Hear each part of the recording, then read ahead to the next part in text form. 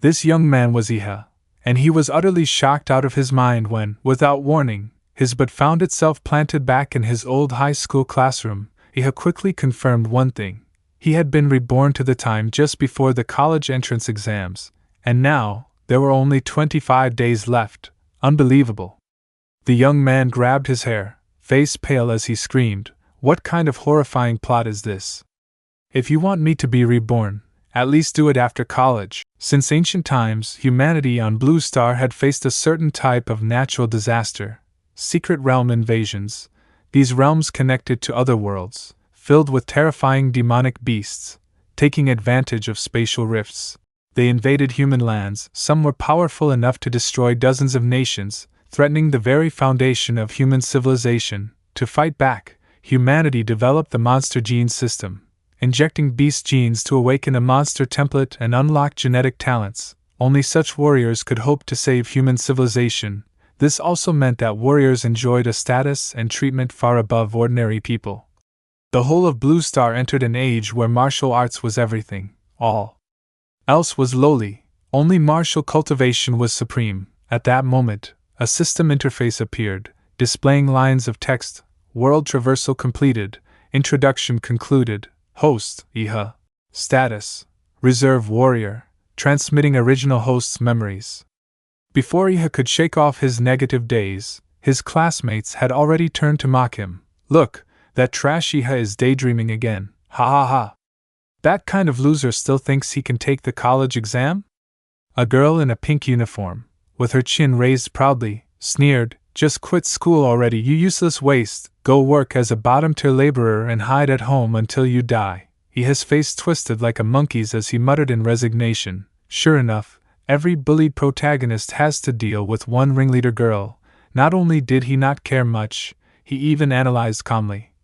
"Looks like the original host's reputation in class wasn't very good. His parents died in an accident back in 11th grade that left him too distracted to study or train. His once decent grades plummeted, and he became the thorn in everyone's side. So that's how it is." Noticing the odd look on his face, the girl scowled. "What are you staring at? This is a martial arts class. Want to fight?" Iha flinched, dumbfounded. "What am I staring at? I was just thinking. The original host was bad at studying. But I'm the one who has to suffer for it. Ha! So this is what anxiety feels like, being despised by others, then dying in the end." Just then, the teacher strode into the classroom. "Students, are you ready? It's almost time to inject the genetic serum. Have confidence in yourselves. 3 years of improving your physique and cultivating martial techniques. All for today. As for those who never took this seriously." At those words, Iha propped his chin on his hand, grinning foolishly as he thought, "What a joke. Poor studying skills aren't even my fault. Why should I feel ashamed?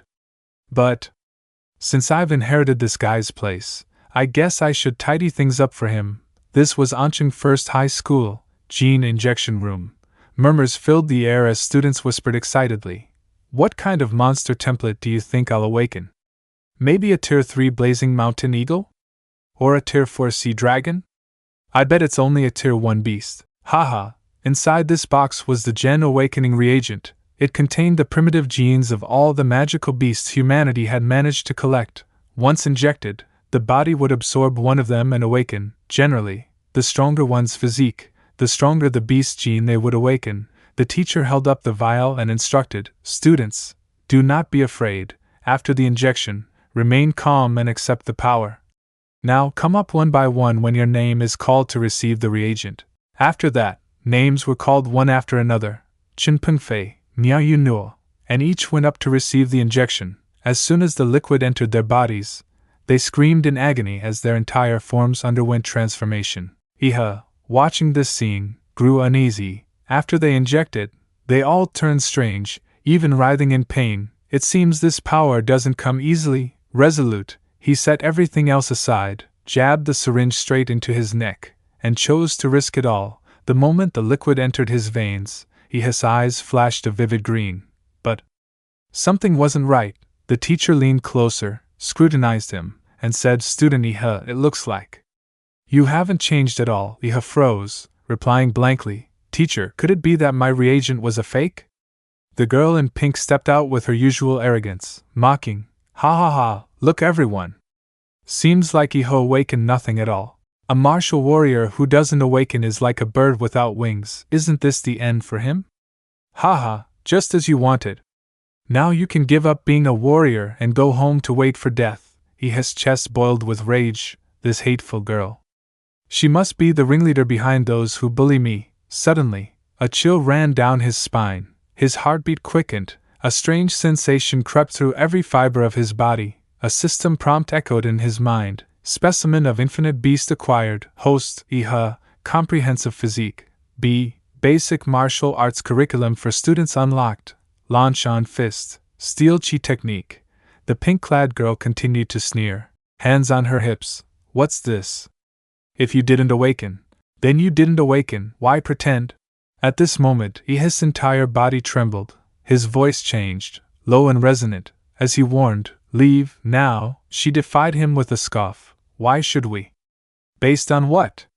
Grinding his teeth, he had growled back, "If you don't go, it'll be too late." The instant his words fell, he let out a thunderous roar, a terrifying surge of power erupted, flinging her and the nearby students away like rag dolls. The class descended into chaos. What crushing force! Who awakened just now? I can't withstand this aura. What did he do? Several students exchanged shocked glances, thinking to themselves, could someone here be stronger than me? The system chimed again. Specimen acquired, Grade A, Legendary Emperor Malal. Bloodline abilities: soil infection miasma, thermal core pulse, particle energy absorption, evolution form, Crimson Emperor Malal. Only activatable at 100% compatibility, current compatibility, 3%. His entire frame shuddered violently. He muttered under his breath, an A-class model. The Infinite Emperor Malal specimen? What does this mean? He raised his hand, staring at his glowing palm. Spiritual energy gushed from every cell, radiant enough to shine through his skin. Stunned, he exclaimed, could this be the golden finger the system has granted me? The classmates who had always looked down on Iho were now dumbstruck by the overwhelming scene. Wasn't that guy just a worthless failure a moment ago? Another student gaped, whispering. In an instant he unleashed an aura that blasted everyone away. Their eyes darted to the pink-clad girl, Wang Tongtong, the one who always bullied Iha, now sprawled on the ground unconscious, eyes rolled back. One of them murmured in disbelief, she actually fainted. And she had awakened a stage 2 fire lizard, the other added, voice trembling, then what on earth? Did Iha awaken?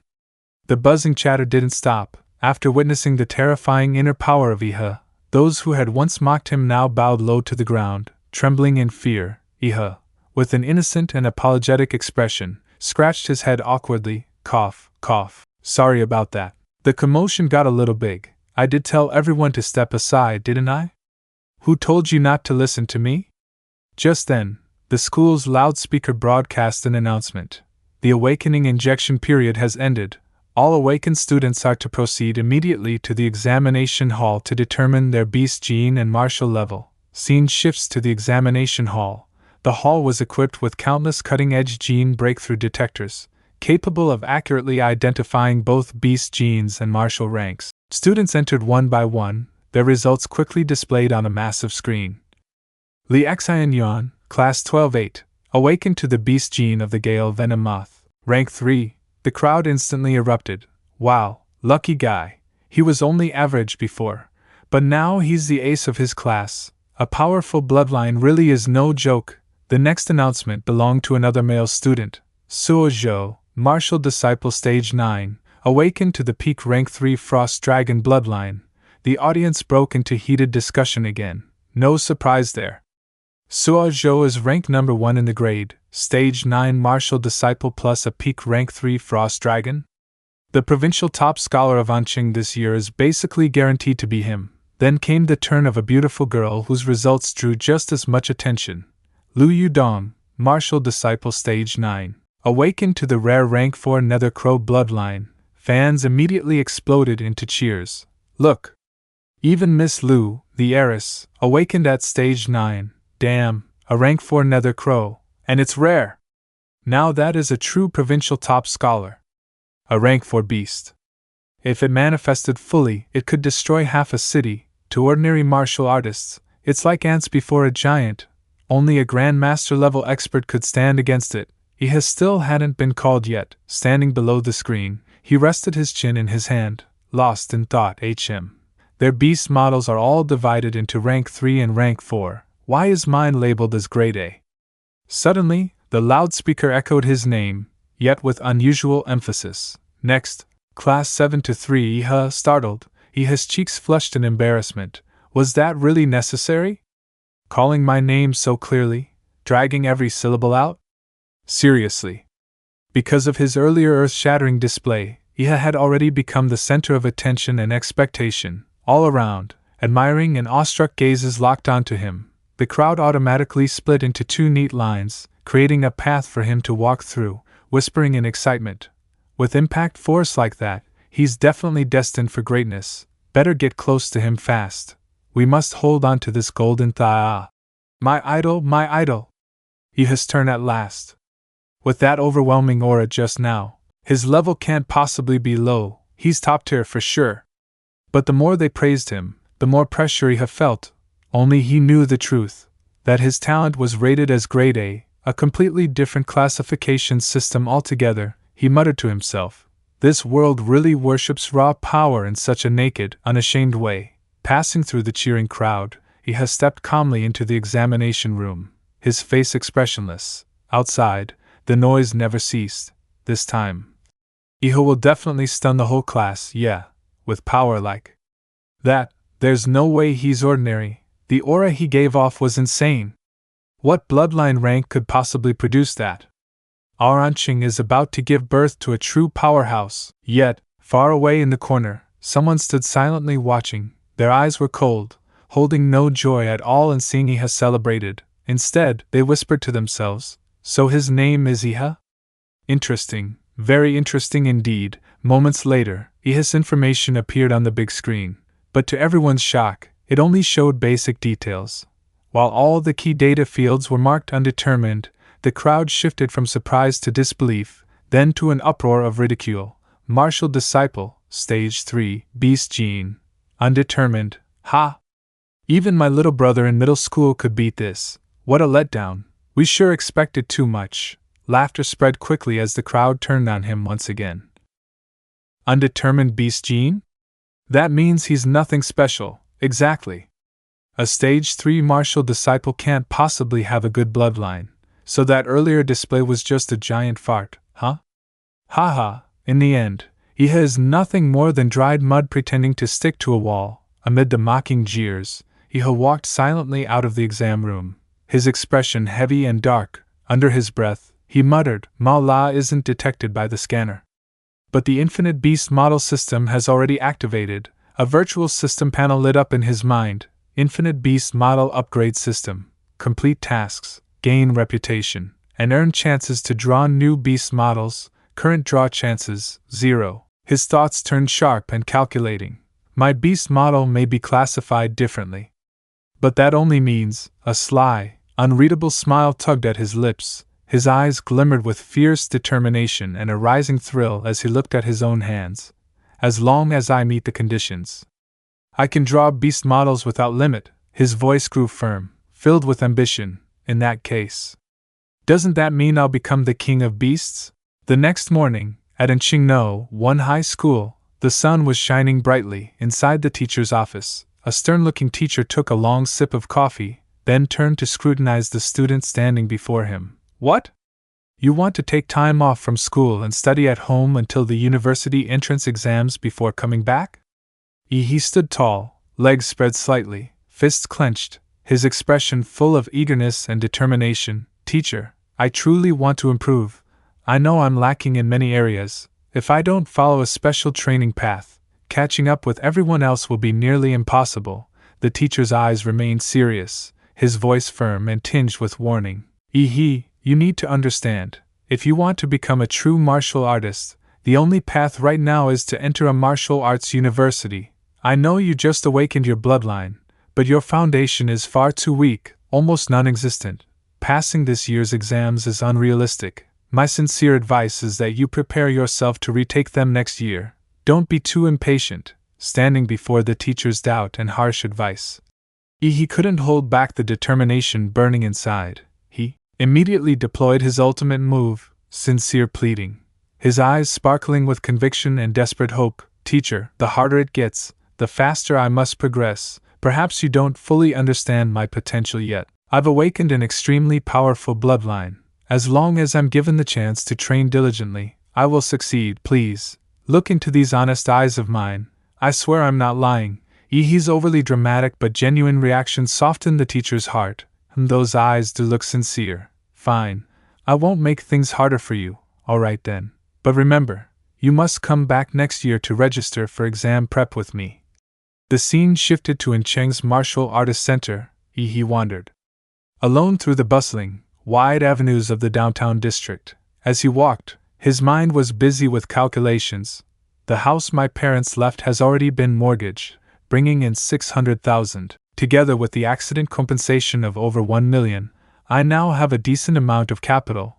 To quickly increase my strength, there are two main paths: raising my martial artist rank, or improving compatibility with the Emperor Mara. Recalling the flashes of data from the system panel, he sank into thought, his mind completely detached from the world around him. According to the Infinite Monster Model data, each base specimen only has 1% compatibility, but my Mara accumulation started at 3%. Where did that extra 2% come from? He wondered. There was only one reasonable explanation.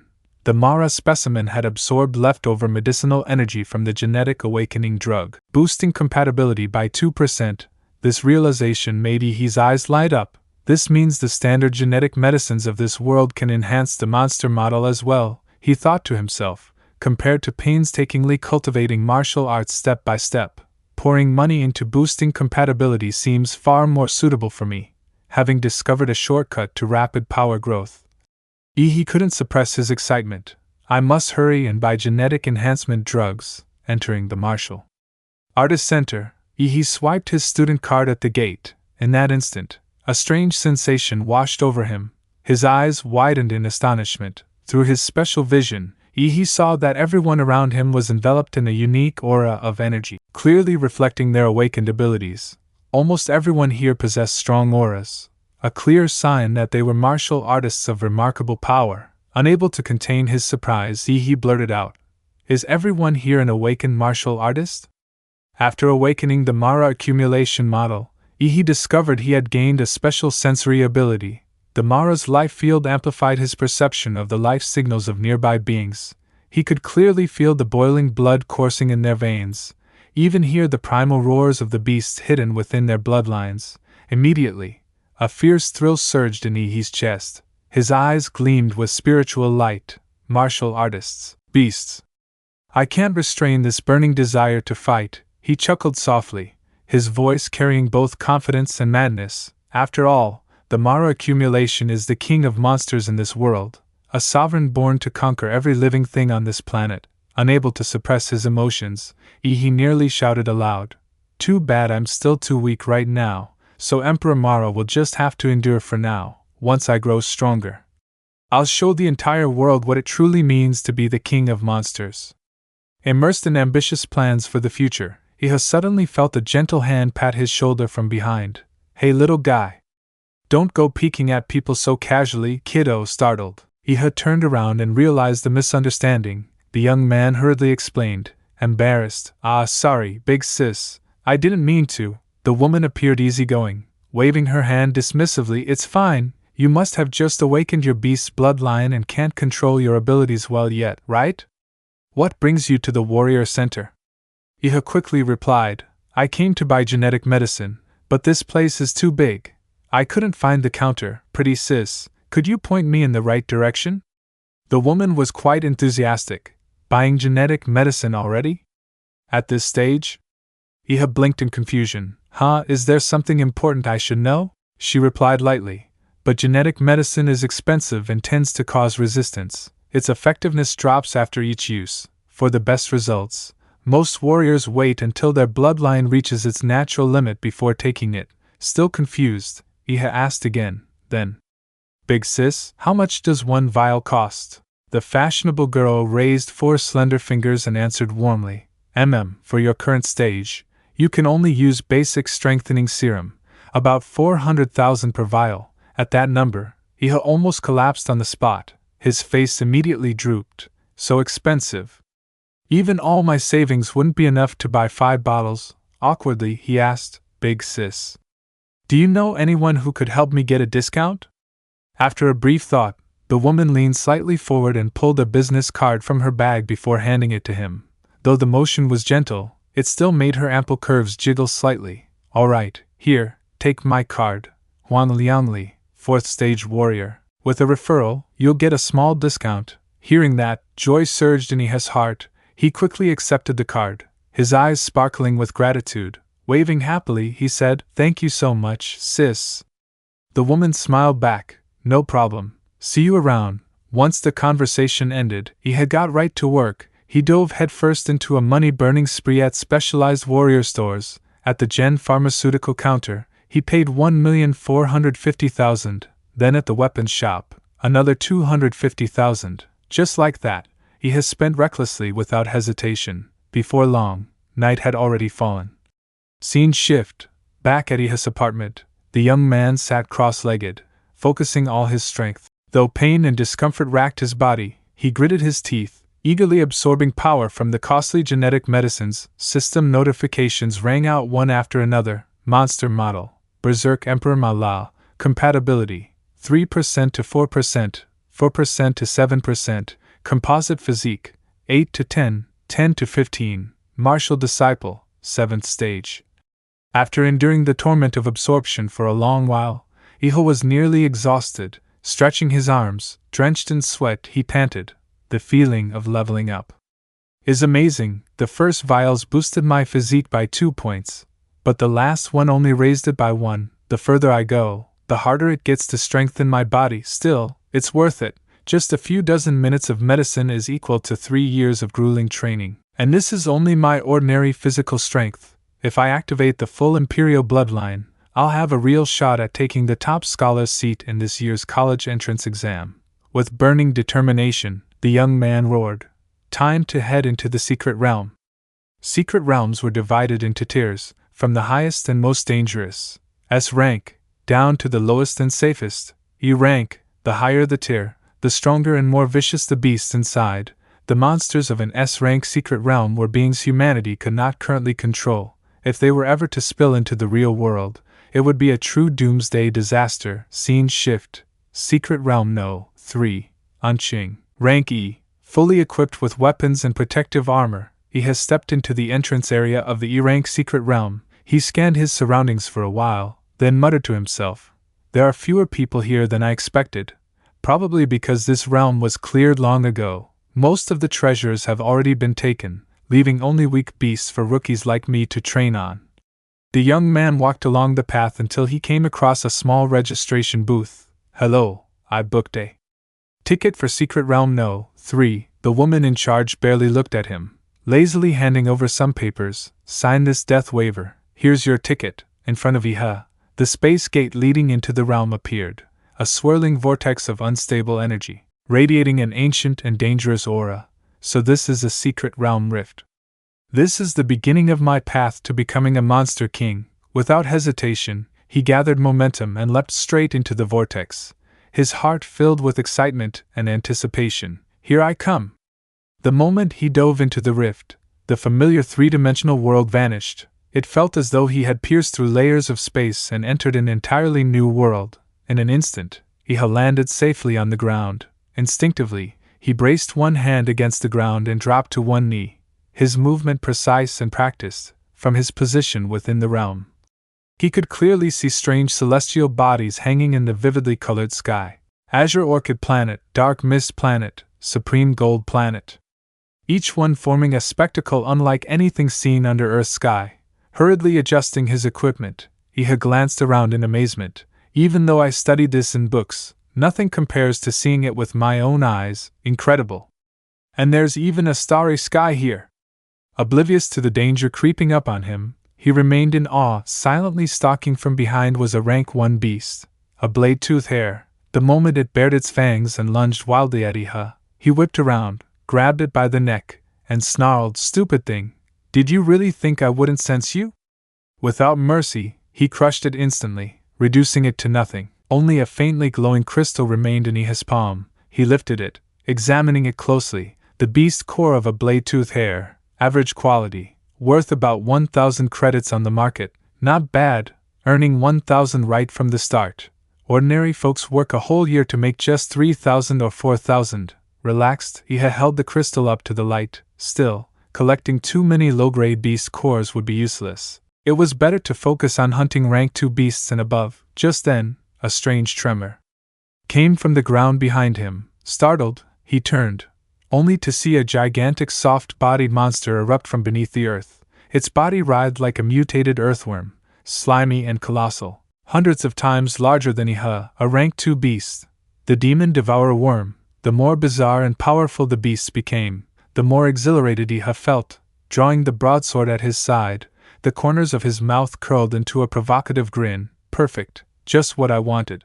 At the E-rank secret realm, and Qingno 3, where Iha had just begun his dungeon-clearing journey, he faced the appearance of a Tier 2 demonic guardian bug without a hint of fear. With a single powerful and precise slash, he carved a deep wound into the creature's body. The bug shrieked in agony, a piercing screech echoing through the air as its green mucus sprayed like rain, remaining in a defensive stance. Iha cast a sharp glance at the monster. Silently analyzing, he recalled what he had once read in the beast archives. Compared to the hardened shell on its back, the soft underside was undoubtedly its weakest point. Injured, the monster curled itself into a massive wheel and rolled forward at terrifying speed, intent on crushing Iha beneath it. Even against this violent counterattack, Iha stayed calm. He raised both hands, circulating his inner chi throughout his body while muttering a martial incantation. In an instant, a powerful surge of energy burst forth from his palms, striking directly at the charging Tier 2 demonic guardian bug. The beast opened its grotesque maw, firing out rows of massive, razor-sharp teeth that spun like flying saw blades. They shot toward Iha at blistering speed, like the blades of a mobile guillotine. Taking a direct hit would mean being cut clean in half. The young man was startled. It can even launch its own teeth as weapons? After a clumsy dodge that shredded his damn shirt, he had nearly lost his temper. He roared furiously, "You damn mutant beast! Do you have any idea how much this shirt cost?" Keeping a safe distance, Iha quickly assessed the situation. Facing the bug head-on was no small challenge. Without the support of a bloodline, no matter how strong his martial chi was, he could hardly bring out his full strength. The original body's laziness had left a weak martial foundation. So now, there was only one option: activate the cheat. With that decision made, Iha's eyes widened, his chi surged to the limit. Erupting outward in a violent wave, he shouted, "Rampaging accumulation! Imperial Demon Bloodline activate!" Immediately, his right arm transformed, covered in tough scales and sharp claws belonging to the Imperial Mala. A heartbeat later, he had dashed forward at blinding speed, unleashing a flurry of savage slashes across the monster's body. Once again, its green slime splattered like rain. With clean precision, he has swiftly put an end to the Tier 2 beast. Turning back, he wiped the sweat from his brow and muttered, "With my physique points boosted to 21. No wonder I had more than enough strength to handle this Tier 2 corpse bug." He began dispelling his transformation, dispersing the nuclear-like energy building within. The sensation made him feel like a jet engine overheating. Glancing down at his weapon, he noticed his short blade was badly damaged. Picking it up with a scowl, he grumbled, "I just bought this dagger, and the corpse bug's poison has already corroded it. Equipment worth 5 million, and this is the quality? Completely useless against Tier 2 beasts. I'll definitely report that shop." At that moment, his empty stomach growled loudly. Rubbing his belly, he muttered, "My first monster hunt, and it's drained so much stamina. Damn, I forgot to bring any rations." Then suddenly, in the midst of his hunger pangs, a strange, rich fragrance drifted into his nose. His mouth watered as he sniffed eagerly, trying to trace the source of the aroma. That was when he realized. The scent came from the beast core that had just dropped from the Tier 2 demonic guardian bug's corpse. He picked it up, holding it close to his face, murmuring, "A beast core. From a corpse bug, and the smell. It's surprisingly appetizing. After thinking for a moment, he opened his mouth wide and tossed the green demon core straight in. Whatever, let's give it a try. Gulp. As soon as the demon core reached his stomach, brilliant spiritual energy erupted and spread throughout his body. Taking effect instantly, the system interface popped up a notification. Template. Berserk accumulation. Emperor Mala. Compatibility. 7% to 3%. At that, a surge of even stronger aura burst from his entire body. He lit up as if he had just swallowed a flashlight. Increased. It even increased compatibility? He muttered in shock. A look of delight instantly surfaced on his face. Clenching his teeth, eyes gleaming with excitement, he exclaimed, "Perfect! Spending hundreds of thousands on a vial of genetic serum only boosts compatibility by 1%. But just eating this one green demon core increased it by 0.3%. 3 or 4 of these would equal one full vial, which means that white demon core from the saber-toothed rabbit earlier must be worth at least 1% compatibility." The thought made Ihan nearly burst into tears, his face streaked with tears of regret for all the money he had spent. Damn it. Money, oh my poor money. Snapping himself back to his senses, he pressed a finger against his forehead and declared, "Turn grief into motivation." Then he proclaimed boldly, "Tonight, I will hunt to my heart's content." In the next instant, an invisible yet powerful shockwave swept out from his body, covering the vast forest around him like a radar scan. He shouted, "Activate! Life Domain Field." By noon the next day, Iha finally emerged from the E-rank secret realm. His system reported, Template, Berserk accumulation, Emperor Mala, compatibility, 9%, overall constitution, 15.8. As he casually stepped out of the spatial gate, he thought to himself, now that compatibility has reached 9%, no matter how many white demon cores I eat, it won't increase anymore, at this point. I can only sell them for cash. A short while later, at the exchange counter outside the secret realm, Iha poured out a glittering pile of spoils. 20 white demon cores and 4 green ones. The clerk behind the counter was so shocked his eyes nearly popped. Really?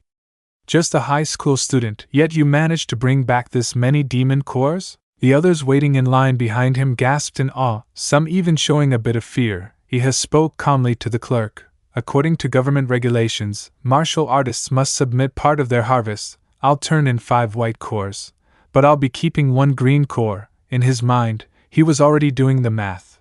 That's 200,000 credits in the bag. Scene shift. Anqing, D-rank secret realm No. 4. The place was a desolate ruin. At its center stood the half-collapsed remains of an old building. Beside it yawned a spatial rift far larger than that of an E-rank secret realm, spinning into a terrifying azure vortex.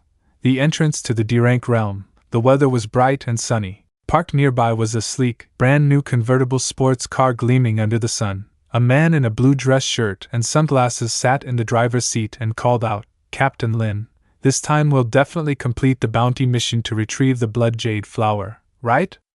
Linha, a second-rank martial artist, replied, "Last time we scouted inside, we already located where the blood jade flower was. Unfortunately, Old Chin was gravely wounded by a beast, so this time he won't be joining us in the secret realm."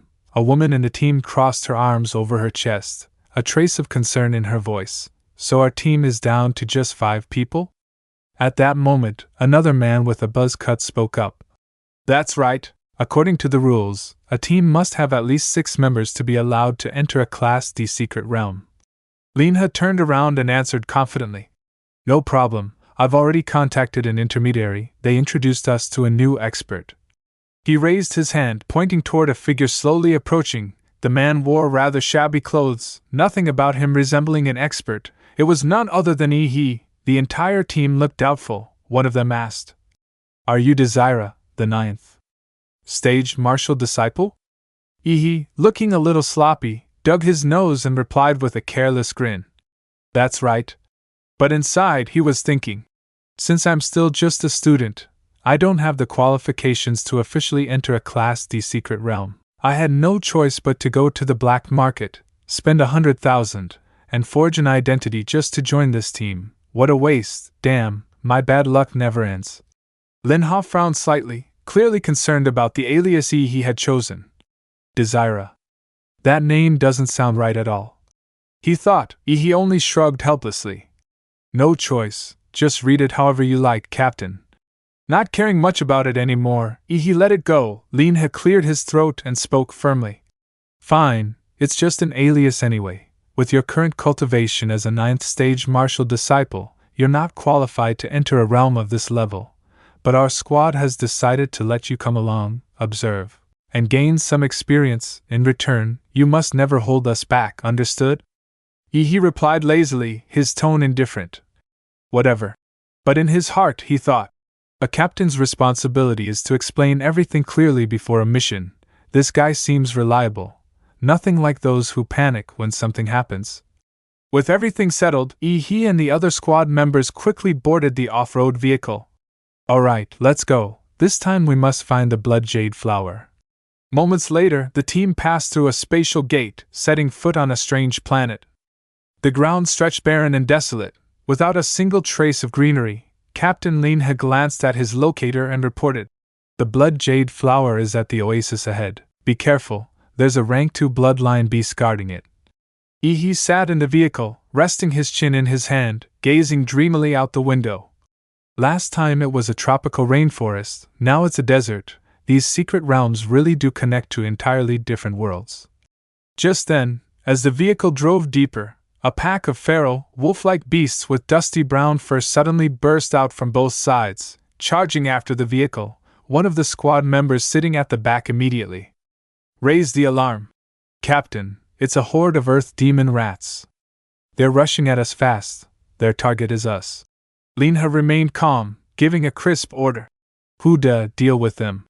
Huda instantly moved, raising both hands before his chest. In the blink of an eye, sharp short blades appeared on the backs of his hands. With a fierce motion, Huda hurled the daggers behind him, infused with spiritual energy.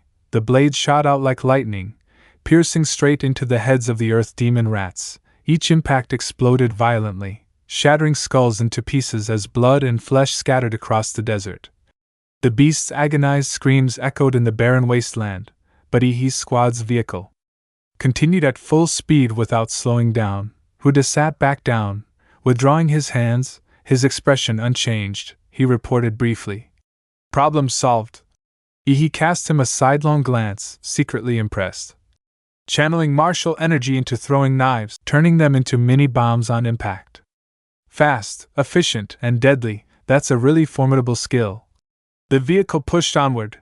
After some distance, signs of a lush forest appeared in the distance, a stark contrast to the desert they had just crossed. Above, the sky of this planet was strange. Many other planets could clearly be seen floating in the heavens, utterly unlike Earth's skies. Once they confirmed they were near the destination, the squad decided to stop the vehicle. Everyone quickly got out of the vehicle, weapons already in hand, prepared to step into the danger zone. Ihi trailed lazily behind them, still looking indifferent, the weariness from the journey written on his face. Curiously, he asked the captain, "Why don't we just drive straight in?" Linha, leading at the front, replied while walking, "There's still some distance left to the oasis. The beasts in that area are extremely sensitive to sound. The roar of an off-road engine would easily draw their attention. We'll move on foot while assigning specific roles. Xiao Xia, you'll use a scent bomb to lure the beast out of hiding. Xiao Wu, Hude, you two will set the traps. Old Lu, you'll provide suppressive fire. I'll handle the direct engagement. As for you, Desira, just stay on the outer perimeter and observe." The task sounded too easy. He pouted and answered carelessly, "Okay, Lao." Once the battle plan was laid out clearly, Ihi's team fired a special signal flare into the sky.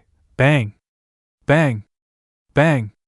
Explosions echoed through the area, followed by a thick trail of white smoke spreading rapidly, carrying a peculiar substance. It was a pheromone bomb, crafted from the essence of a high-tier beast. Its function was to provoke surrounding monsters, making them believe their territory had been invaded, and driving them to chase the supposed intruder. The effect was almost immediate.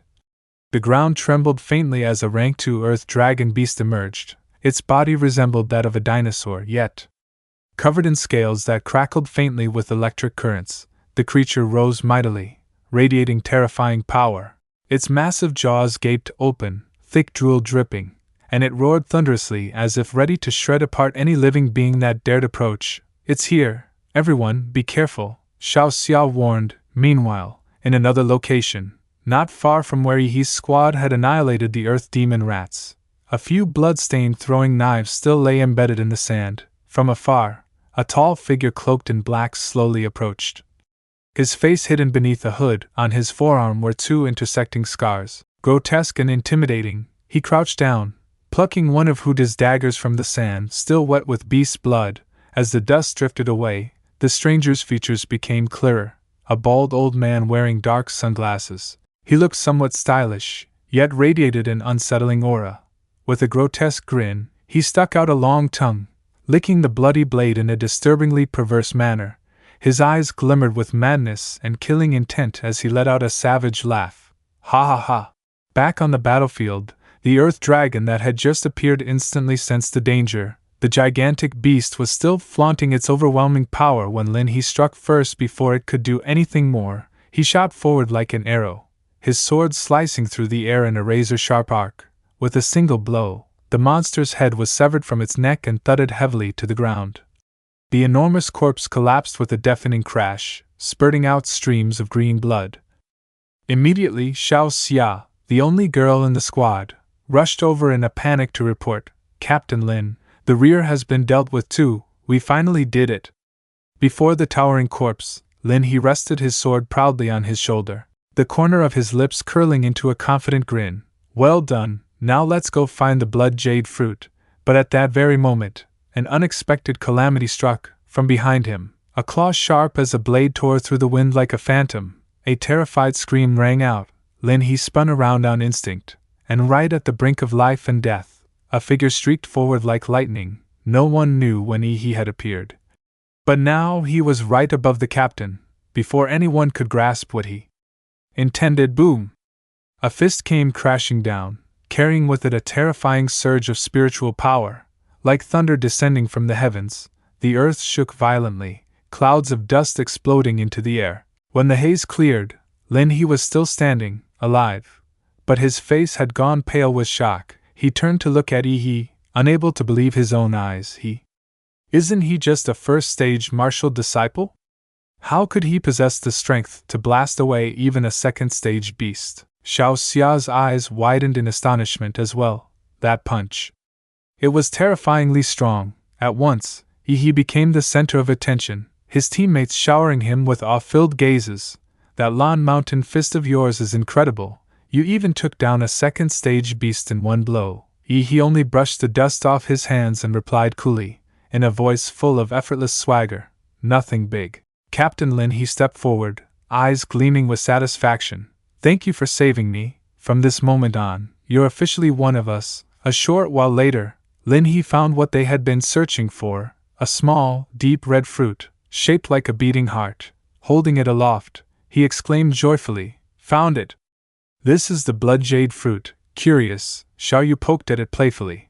"And we even got the earth dragon's core this time too, not a bad haul." Xiao Xia stared at the glowing crimson fruit, frowning in puzzlement. "That little round red thing. Is it really that valuable?" Meanwhile, he stood a step back, silently musing to himself, "This looks like the sacred fruit with the saintess's name attached." Lin He explained clearly, "Of course it's valuable. This thing can greatly increase compatibility with martial arts genetic templates, though today threw us some surprises. In the end we still managed to slay the earth dragon and claim the blood jade fruit." Just as Lin He finished his sentence, a dry thud rang out. Huda, the one who had always been silent and trailing behind him, suddenly drew a dagger and drove it into Lin He's back with a fatal thrust. A twisted grin spread across Huda's face, his voice dripping with smug delight. Heh. Not so simple, Captain Lin." The shocking betrayal froze the entire squad in disbelief for a few seconds. "Captain Lin, what's going on?" Reeling, Lin He turned his head back and tried to resist, hand clutching the blade. "Huda! What the hell are you doing?" But Huda had been prepared. He darted back a few steps with practiced ease. At that moment, another figure emerged from the shadows behind them, the bald old man who had earlier picked up the thrown dagger. His sinister smile sent chills down their spines. "What am I doing?" Can't you see? Obviously, I'm doing something that'll earn me a fortune. The squad's eyes widened in shock. Wapung! Why are you here? Xiaoyu clenched his fists so tightly his knuckles whitened. His face flushed with rage as if his glare could burn the two traitors alive. He tilted his head slightly and asked in a calm murmur, "You people know this bald one?" Grinding out each word with venom, Xiaoyu's eyes blazed with hatred. Huaping. He's a notorious bandit, always stalking others in secret realms to rob them of hard-earned spoils. Damn it, so he's been targeting us all along. Meanwhile, Captain Lin he could barely stay standing, blood spilling from the wound as he gasped and roared. The blade was poisoned. Who da you traitor? How did you know we'd come here? The exact location of the blood jade fruit was only confirmed after we entered the secret realm. He silently observed the unfolding betrayal, his mind piecing the clues together. A memory surfaced. The moment when they first entered, Huda had dealt with the earth rats using throwing knives. Realization struck. He had deliberately tossed them far away to signal his accomplices. Now that his cover was blown, Huda dropped all pretense, his face twisted into a demonic snarl, hand gripping the dagger tightly. Ha ha! You're smarter than I thought, but aren't you just some useless high schooler? The college entrance exams must be coming up soon, right? Instead of staying home to cram, you came here to meet your death? He tilted his head, voice as calm as ever. You're right, the exams are coming soon. And the top scorer's seat is still waiting for me. Hearing that, Huda roared like a madman and hurled his dagger with all his strength straight at Ihi. But Ihi merely lifted two fingers and caught the blade midair, pinching its edge without so much as a scratch. The speed and precision were so unbelievable that no one even had time to blink. His eyes gleamed as sharp as a sword's edge. The one barking nonsense before me. That's the real arrogant fool. Without wasting another moment, Ihi clenched his fist. A surge of spiritual power roared to life, flames of fury blazing around his arm. His face turned icy, exuding a chilling killing intent. Filthy. Time to take out the trash. Seeing this, the bald bandit Huaping could no longer sit idle. His veins bulged, teeth grinding audibly as he bellowed with rage. You're an interesting one. Huda, I want his head. Obeying without hesitation, Huda unleashed all of his spiritual power and performed his deadliest technique. Countless daggers exploded outward like a metallic storm, so dense and fast that escape seemed impossible. The entire space around Ihi was filled with razor-sharp blades. Facing the storm of steel, Ihi merely bent his knees slightly. Instantly, a shimmering circle of protective energy materialized around him. One by one, the flying daggers shattered into fragments the moment they touched the barrier. Ihi gritted his teeth and roared. When the storm subsided, the protective shield dissipated into the air. But Huda was nowhere to be seen. Then came a shout of alarm. Above you! In that instant, Ihi raised two fingers and pressed them against his brow. A surge of spiritual power rippled outward, and his eyes lit up with a strange, dazzling glow. He muttered under his breath, "Perfect timing. I can test out the technique I just mastered." Moments later, Ihi thrust his hand high, then pointed straight at Huda's chest as the traitor lunged forward. Activating the earth core of tenfold power, he unleashed a fatal strike. Huda took the blow head-on. Lin he could only stare, frozen stiff, his voice trembling. One move. He defeated Huda in a single move? He's really just a high school martial disciple? Ihi blew softly across his fingertips as if he just fired a gun. Behind him, Huda's body slammed into the sand, face down, lifeless. In the distance, Huapeng froze in place. For the first time, his expression flickered with panic, though he tried to mask it with bravado. Gene Arts. Are you from one of the great clans? He straightened up slowly, hands sliding into his pockets, his aura exuding effortless cool. Clan? I'm from the Mala clan. What now? Want to kneel and beg for mercy. Behind him, the faint phantom of a colossal beast loomed for a split second before fading away. The mockery sent Huapeng into a frenzy. His face twisted, veins bulging as he unleashed his full power with a furious roar. Brat! Even with Gene Arts, you can't make up for the gap in martial realms. At once, his body began to warp and expand. A thunderous roar shook the battlefield as muscles swelled and black fur sprouted across his frame. In the blink of an eye, He had transformed into a monstrous black bear, fangs gleaming in his gaping maw. Behind him rose the manifestation of his beast form, the true body of the bear spirit. Without hesitation, the colossal beast charged straight at Ihi, activating the mountain-crushing strike. Ihi remained calm, almost casual. First, I'll take out your legs. He snapped his fingers into that same pointing gesture, firing a concentrated blast of spiritual energy upward at Huapeng's massive ankle. Arg, my leg! Huapeng howled in agony. Realizing brute force wouldn't work, he shifted tactics. Dropping low, the bear swept both massive arms in a crushing arc, trying to seize Ihi whole. But Ihi's body flashed upward, leaping cleanly into the sky, refusing to let his prey escape. Huapeng vaulted up after him, eyes filled with bloodlust.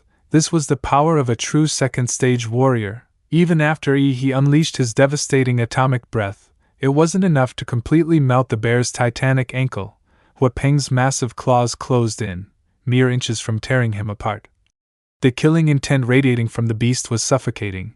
With a deafening boom, the two bear paws clapped together, sending a shockwave that blasted the ground into clouds of dust.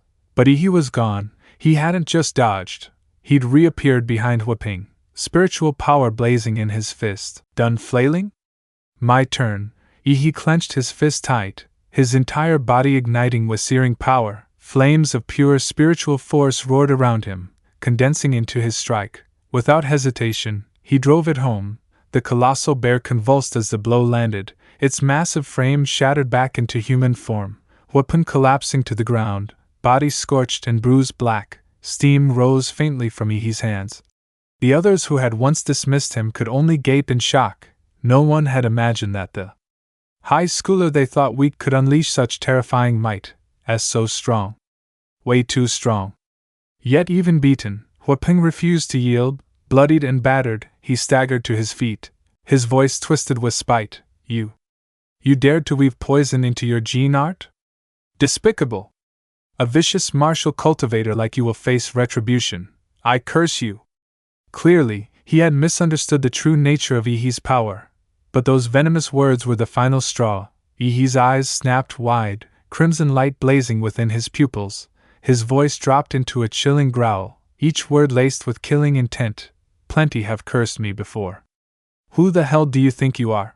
At the central stadium of Anqing, the grandest college entrance tournament of the year was in full swing. To welcome the event, the government had even dispatched an entire squadron of performance aircraft. Banners were draped everywhere, flags filled the skies, and from the loudspeakers came a passionate voice. Welcome, everyone, to the annual Advanced Martial Candidate Selection. I only have one thing to say. May your martial destiny flourish. The one holding the mic was a handsome male host, standing tall in front of the live broadcast camera. Behind him, the stands were already packed, the fervor of the crowd boiling over across the entire stadium. This year's exam adopts a direct combat format on the martial stage. Candidates will be paired randomly in one-on-one duels. Win and you advance. Lose and you're eliminated. The exam lasts 3 days. The first 2 days are the preliminary rounds. Each candidate must survive 3 grueling matches. Those who remain will step into the decisive 3rd day, competing for the sole title of top scholar. You carry not only your own future, but also the future of humanity itself. So fight with all your strength. I now declare the Anqing College Entrance Tournament officially open. As his bold declaration ended, the stadium erupted. The 4 martial stages roared simultaneously with the sounds of combat and battle cries.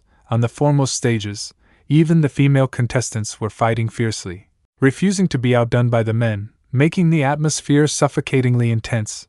But then, an unexpected development drew thousands of gazes towards Stage 6. Huh? Stage 6. Something seems to be happening there? The MC, startled, looked at the big screen, hurriedly checking the details. Let me see. It's candidates Wang Tongtong and He, both from Anqing First High School. But right now, only Wang Tongtong is on the stage. On stage, Wang Tongtong lifted her chin arrogantly. Seeing that He hadn't shown up, she sneered, daring to embarrass me at such an important tournament. How utterly disgraceful.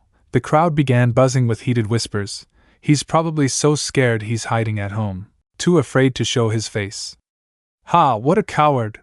Why bother attending school at all? People like him aren't even fit to go to high school. Might as well sweep the streets instead. Time ticked away. Finally, the referee blew a long whistle and began to announce, Candidate Iha, from Anqing First High. Before he could finish, everyone instinctively looked up. A blazing streak tore through the sky, trailing black smoke as it hurtled down towards stage 6 like a meteor. What is that? Is it a person? Only when the light came close did they see clearly. It was Iha. Boom! With an earth-shaking crash, a vast surge of spiritual energy exploded right before Wang Tongtong, forcing her to stagger and brace herself just to avoid being blown away. As the dust slowly cleared from the shocking landing, Wang Tongtong squinted, her eyes dazed and unable to make out the figure clearly. Trembling, she muttered, What kind of trick is this? But before she could recover, a dark shadow lunged at blinding speed. In a split second, Iha's foot smashed straight into her face, sending her flying backward like a puppet with its strings cut, crashing to the ground in a heap. Shielding his eyes from the sun, Iha watched his opponent lying sprawled on the stage, exhaled in relief, and muttered, Phew. That was close, almost had to wait until next year to take the exam again. As for Wang Tongtong, who had been so smug a moment ago, she now lay crumpled on the arena floor, racked with pain, unable to move even a finger. The referee's voice came shakily through the loudspeaker, as if unable to believe it himself. Candidate Iha wins. Iha clicked his tongue, looking faintly disappointed. Humph, was that it already? He hadn't even warmed up yet. That easy? The spectators below exploded with excitement, cheering thunderously. Gods, this Iha is insane. Took her down with one kick. Absolute domination. That landing, cool enough to make me cry. Is this the legendary heavenly kick from above? Just then, a familiar system prompt echoed in Iha's mind. Host Iha, overall physique 255. Monster template. Mad accumulator Emperor Mala, compatibility. 20%. His expression turned sly, lips curling into a smirk. Captain Lean, consider this my thanks for giving me that blood jade fruit. My physique has grown by leaps, even if it took a bit of time to absorb. Now then. Time to put on a real show. Soon after, the matchups for the next round were announced. Iha's next opponent, someone named Long Tao. The next match, Long Tao of Anqing 4th High School versus Iha of Anqing 1st High School. The result was just as expected. With a single devastating kick, Iha made the towering, muscle-bound Long Tao cough blood and collapse on the spot. Once again, the referee's voice rang out with the now familiar tone. Iha wins. Every one of his victories made the audience erupt even louder, their chants shaking the stadium. Iha! Iha! One kick per match, swift and overwhelming. He's basically the one-kick Superman. Too godlike. Iha clenched his fists, feeling the surging power coursing through his body. The loudspeakers finally rang out with the official announcement of recognition. Congratulations to Iha from Anqing No. 1 High School. With 3 flawless victories in the preliminaries, you are officially advancing to the next round. After 3 lightning-fast battles in a row, Iha stepped into the resting area, only to be immediately surrounded by a throng of fervent fans. His high-level combat style drew countless eyes, and a wave of invitations came crashing down on him. Classmate Iha, would you be interested in learning more about our Dongshan University? We have many incentives for you. Hey, Iha, add me on Facebook. Our university may be private, but our subsidies and scholarships are extremely generous. Please take a look. Iha, our university needs talents as strong as you. Have you already decided on which university to apply for? Although many enticing offers were being thrown his way, Iha clearly already had his own decision. He swept his gaze around the crowd, his eyes sharp and resolute as his voice rang out firm and clear. My dream university? Sorry, but my goal is to be admitted into Huadi University. The moment those words fell, the atmosphere shifted instantly. Faces that were friendly just seconds ago flipped 180 degrees, their gazes turning cold. Sarcasm and mockery followed. Oh? Already getting arrogant just for making it to the regional finals? When you get eliminated and your dreams shatter, you'll come crawling back to us, Iha. If you fail Huadu, remember to contact me. There will still be a place for you then. The sudden change in attitude left Iha slightly dazed, even startled. he muttered under his breath. No way. You people really don't believe in me? But he couldn't entirely blame them. Huadu University, the most prestigious martial academy of the Xi'an nation, was indeed the sacred ground that every young martial artist aspired to. Still, an odd smile flickered across Iha's lips. In a second-tier city like Anqing, only the top scorers in the exams even qualified to dream of entering Huadu. But so what? In the martial world, strength is the only truth. Just wait. When I take the championship, I'll see what you all have to say then. Just as he broke free from the swarm of recruiters, two men in black suits suddenly blocked his path. Their demeanor was grave and imposing. One of them flashed an official badge and spoke in a stern, pressuring tone. Student Iha, please cooperate with us. We need to verify your martial cultivation level. Iha shrugged indifferently and handed over his student card. The bald officer glanced at the card, then widened his eyes in shock. Martial disciple, 9th rank? Impossible. Just half a month ago, your records showed you were only rank 3. Iha narrowed his eyes, resting his hand on the bald man's shoulder, his expression tinged with annoyance. Oh? And I can't improve that quickly in a few short weeks? Are you accusing me of cheating? The bald man didn't back down, pressing further. After checking your activity logs, we found you frequently entered the E-rank secret realm. Why would you risk such a dangerous place right before the crucial exams? At the difficult question, Iha suddenly switched into full Hollywood actor mode. His expression grew pained, his eyes distant, his voice low and sorrowful yet filled with unyielding determination. Forgive me. Please, let me gather myself for a moment. Before my father passed away, he told me, if I wished to surpass human limits, I had to stop being ordinary. That's why I kept throwing myself into the harshest secret realms, honing myself through blood and battle. In one life-and-death fight, I accidentally broke through the genetic seal within my body. It may sound unbelievable, but it's the truth. The two officers froze, their faces paling as cold sweat beaded on their foreheads. They stammered in disbelief. What? You're saying you broke the genetic seal? Their stern demeanor vanished at once. Exchanging panicked glances, they spun around and left in a rush, muttering non-stop, impossible. This is outrageous. We must report to our superiors immediately. Iha stood there, watching their retreating backs with narrowed eyes. He bit his lip, a wave of irritation rising inside, to think that now he had accidentally turned himself into a target of unwanted attention. Truly troublesome. He opened his phone and scrolled aimlessly, but all the news feeds were flooded with clips of families sending encouragement to their children taking the exam. Son, give it your all. Daughter, just try your best. That's enough. Old Wang, when you bring back first place, we'll throw a grand feast to celebrate. Iha sat slouched in a chair in the rest area, a faint bitterness and jealousy welling up inside him. He muttered under his breath, they even have live interviews with the parents, relatives, and friends of the contestants. His eyes lingered for a moment, a lonely look flickering across his face. Pressing his lips tightly together, he felt as if no one was cheering for him at all. In his own heart, he seemed like an orphan, pitifully adrift in the current of life.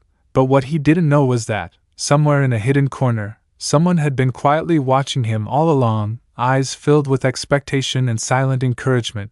Come on, Iha, keep going. It was his homeroom teacher, the very one who had agreed to let Iha study from home. After a short break, the loudspeaker came alive once again, signaling that it was time for Iha to continue his journey of conquest. First round of the knockout stage.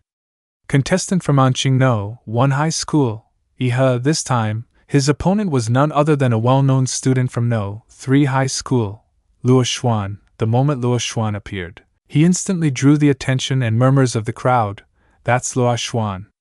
I heard he's the top student of No. 3. He's already at the peak of martial disciple level 8. No joke. They say he awakened an extremely rare second-tier beast bloodline too.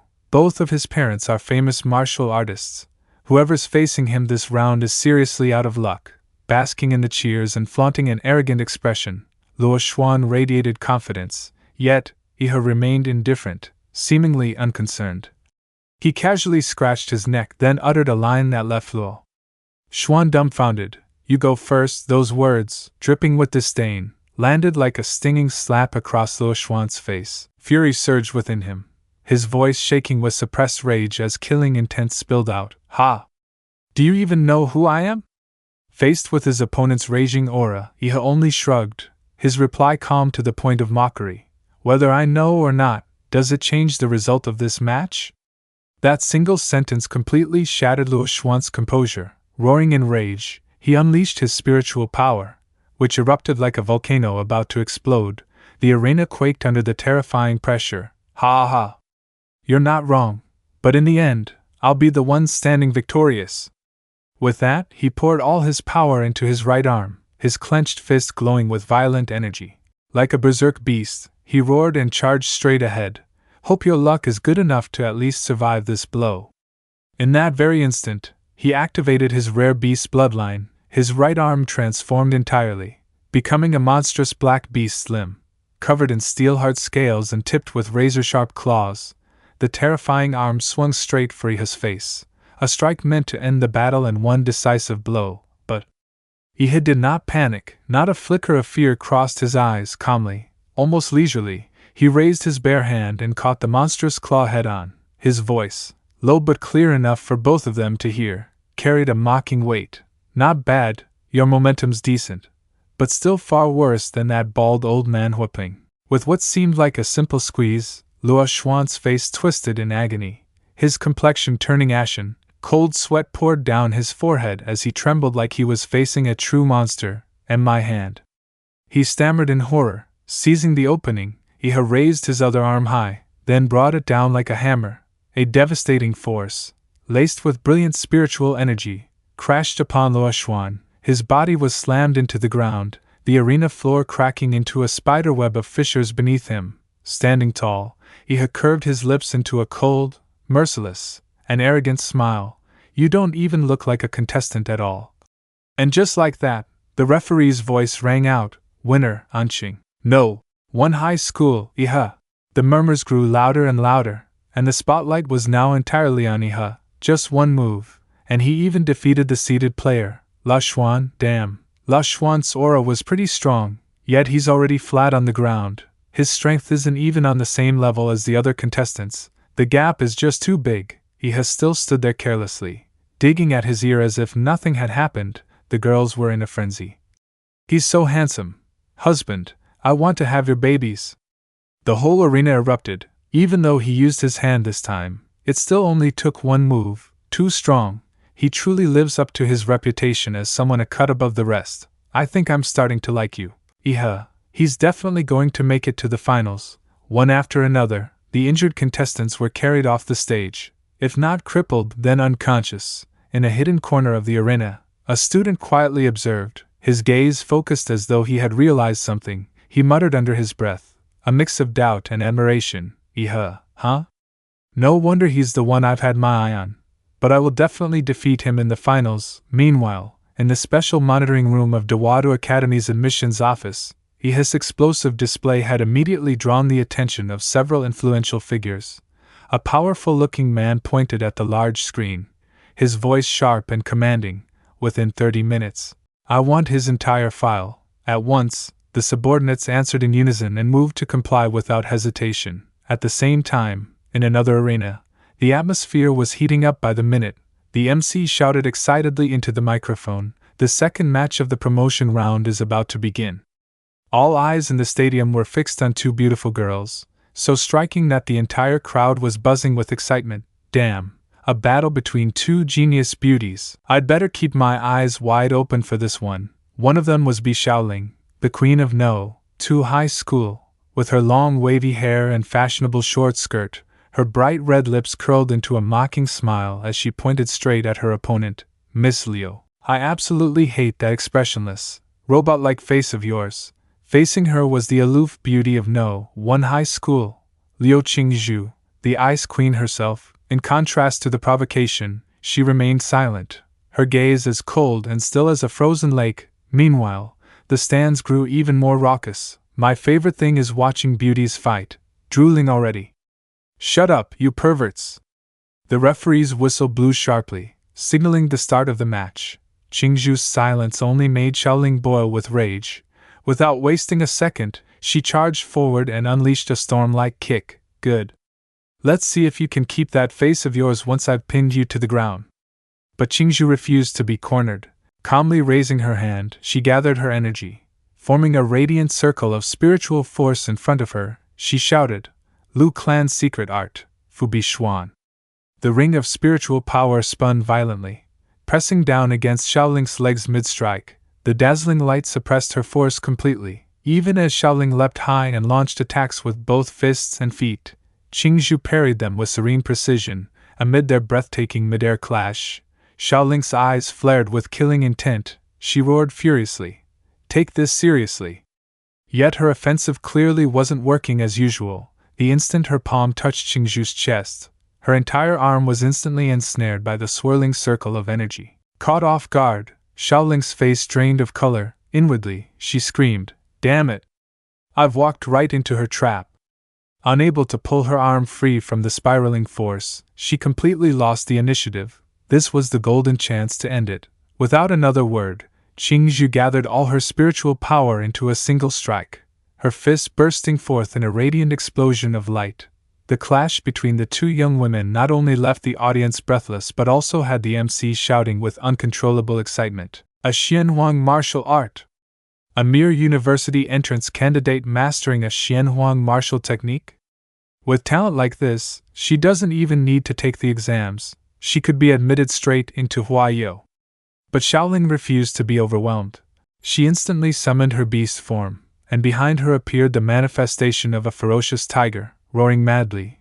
Her body transformed completely, sharp claws gleaming with the aura of a wild predator ready to hunt. She's tamed a king rank, third-grade bloodline beast, the Shadow Tiger King.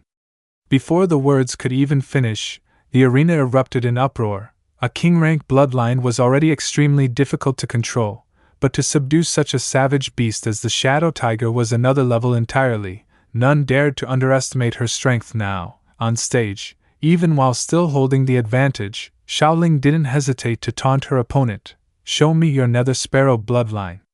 Yet instead of responding with grandeur, Qingzhu merely let out a soft reply, This much is enough. Those simple words were like the final drop that overflowed the cup, igniting Xiaoling's fury. Enough? You dare say that to me? Do you think there's anyone beneath the heavens who could stand against me? The arena suddenly turned into a ferocious battlefield. Xiaoling hurled a punch straight at her opponent's face, but Qingzhu slipped aside with ease.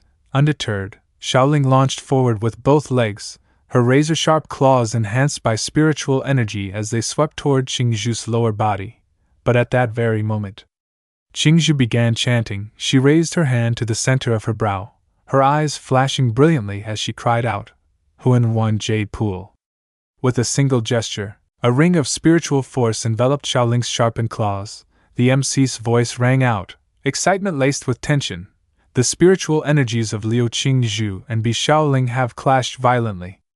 The entire arena is engulfed in smoke and dust. Who will remain standing when it clears? The audience below was restless, their eyes locked onto the thick, swirling haze. As the dust began to settle, one figure emerged first. It was Bi Xiaoling. She stood there, hair whipping in the air, her face still resolute yet showing signs of exhaustion. The MC shouted in exhilaration, It's Bi Xiaoling. She's still standing inside the arena. But his tone quickly dropped. Wait, something's wrong with her. Her eyes rolled back, her complexion pale. Then, like a broken doll, Xiaoling collapsed onto the floor. The only one left standing tall was Liu Qingzhu. The MC was stunned. Bi Xiaoling has collapsed from exhaustion.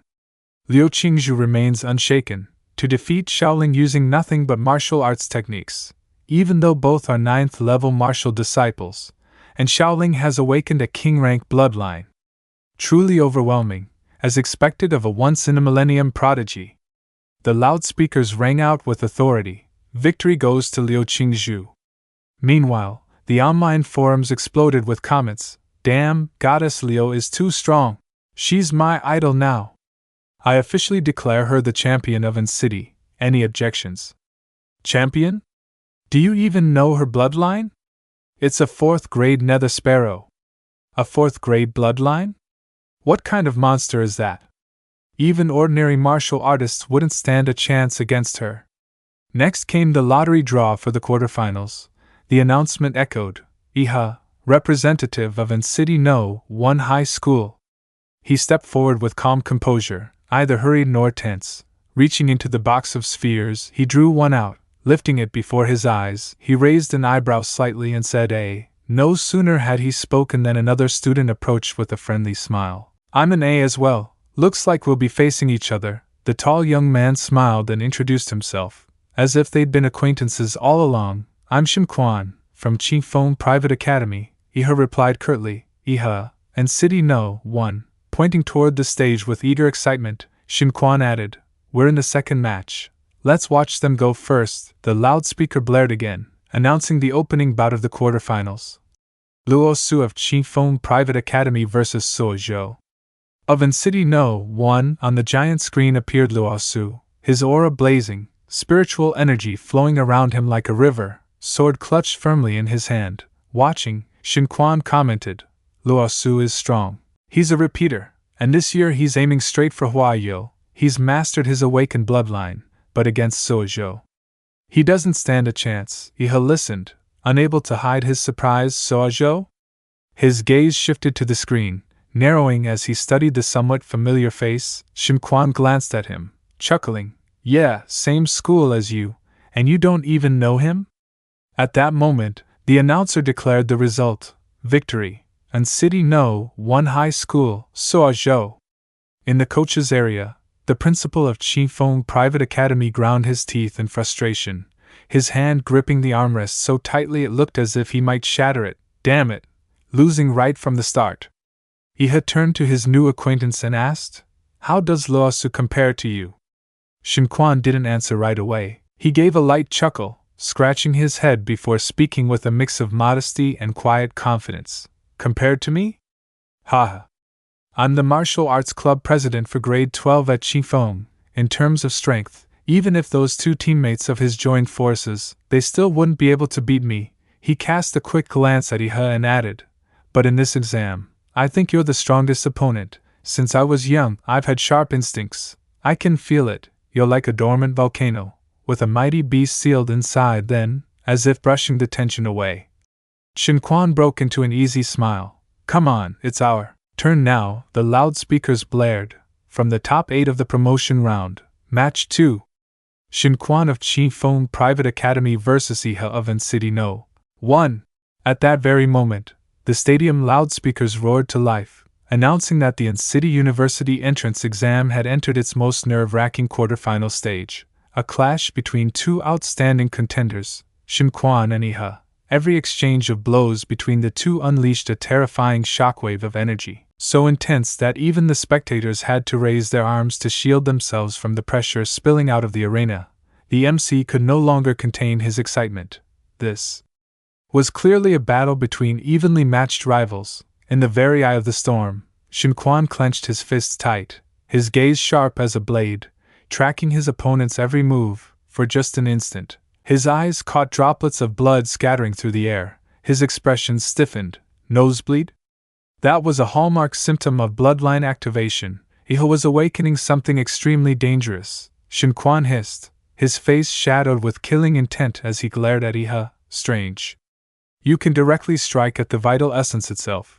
As for Iha, he remained in a defensive stance, his calm eyes carefully observing. Thoughts raced through his mind. Martial aura forming a shield strong enough to block even radiation? This technique really is incredible. Yet even while facing such overwhelming force, Iha's lips curved into a faint smile of anticipation, his eyes gleaming with excitement. Without giving his opponent any more time to strategize, Shin Quan unleashed his explosive aura across his entire body. The power radiating from him was so immense that the ground itself trembled. From his hardened fists, a surge of energy erupted and twisted into the form of a colossal fire serpent, its jaws opening wide to spew forth a stream of venomous haze. Then let me show you the ancestral martial art of the Shin family. With that declaration, he roared the name of his technique, Shingy Fist, and hurled 2 blazing punches, streaking like falling stars, straight at Iha with full force. Iha's eyes widened in shock. Too fast. This wasn't in my calculations at all. In that fleeting instant, he had no time to dodge and took the blow head on. The arena speakers blared amidst the chaos. What power! Iha, the so-called superhuman who had never been struck before, is now hit directly. He's coughing blood on the spot. His face is pale as death. He spat blood. That alone shows how terrifying Shin Quan's Shingy fist truly is. Though he had taken a devastating strike, Iha refused to collapse. He braced a hand against the floor, forcing himself back onto unsteady legs, his feet sliding across the ground as he struggled to maintain balance. Shin Quan, however, had no intention of stopping. He charged forward like a wild beast, his eyes blazing, fists surging with spiritual force, nowhere to run. His roar thundered through the stands, and behind him appeared the towering image of a massive black bear radiating killing intent. Shin Quan's body was reinforced beyond recognition, every step he took causing the arena floor to split apart. Once again, Iho was forced onto the defensive.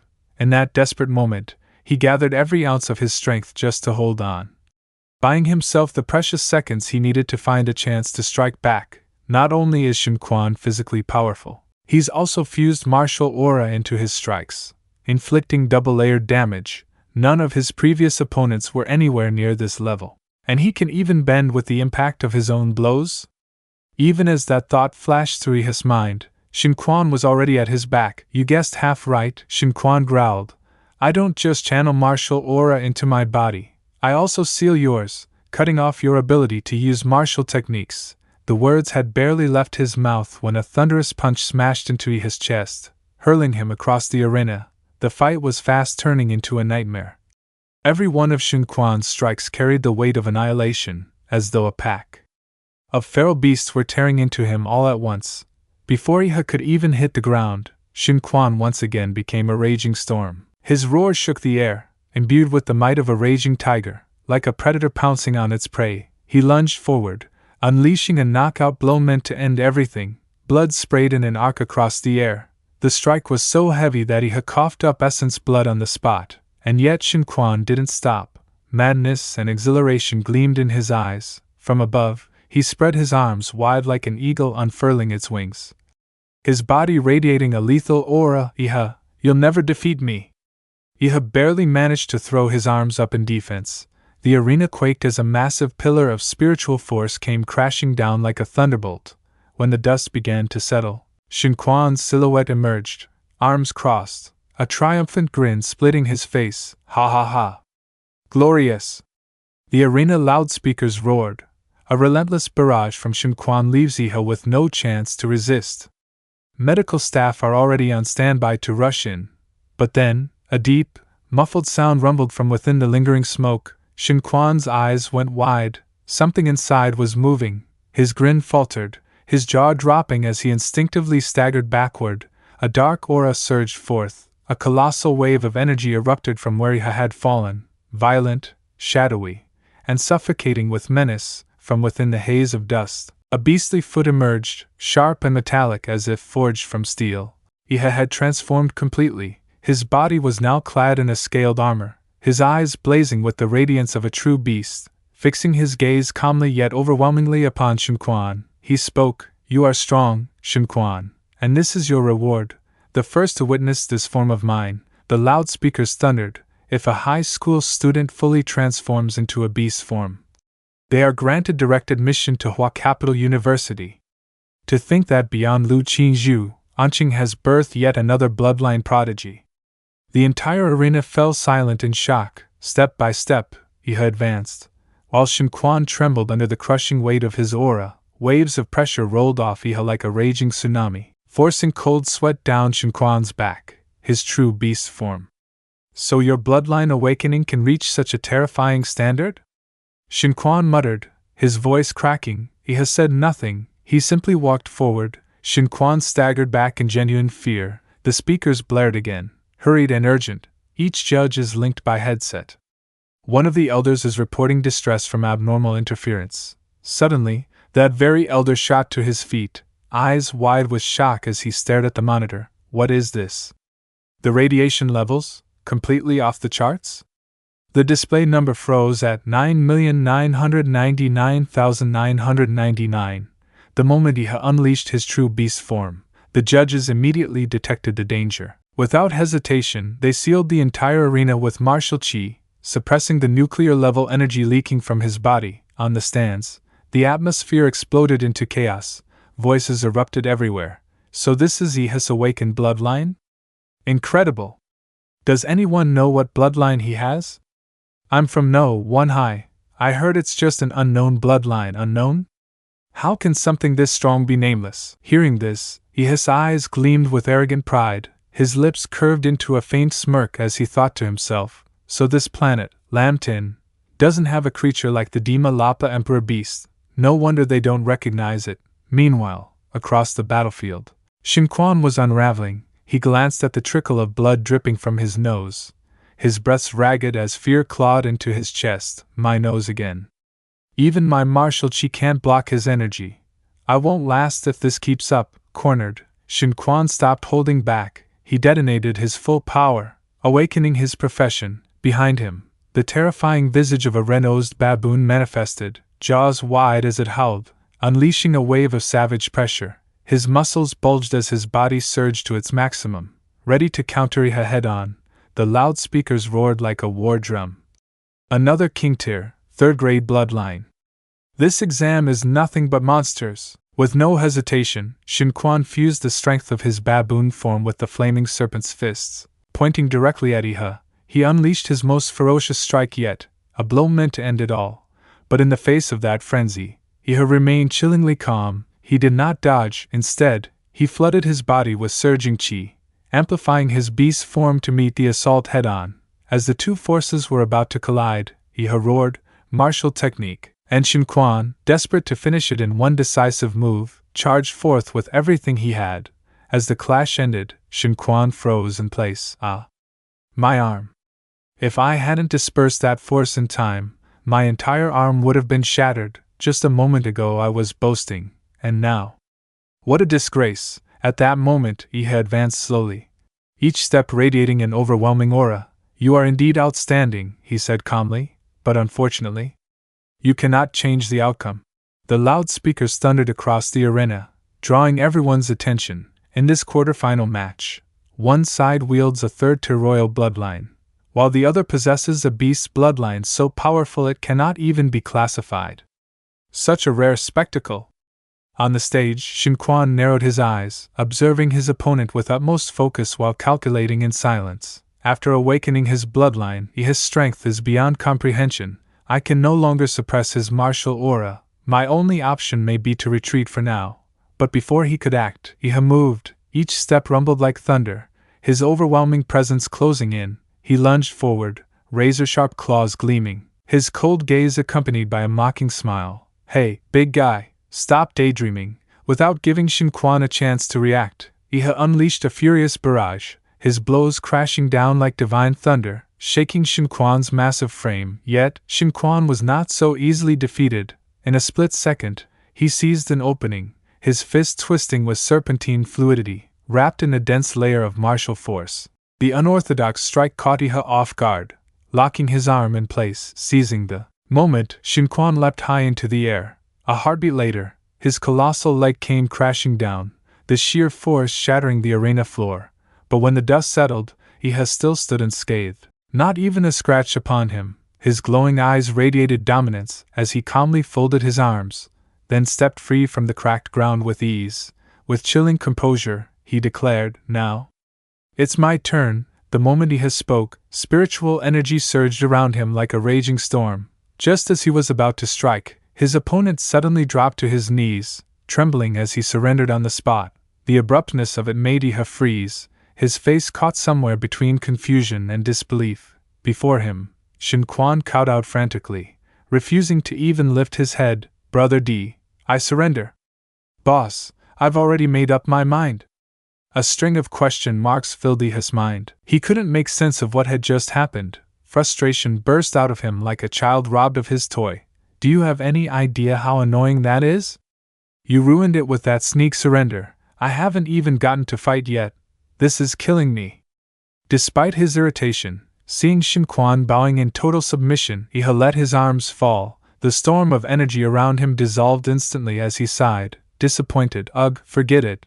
He opened his mouth and exhaled a burst of compressed nuclear energy he had been holding back, muttering under his breath as he caught his breath, suppressing all that energy. What a pain! Gradually, his body returned to normal, holding his head with one hand. He reminded himself in a low voice, by regulation, once one side surrenders, the other has no right to keep attacking. The loudspeakers rang out, confirming the result of the match.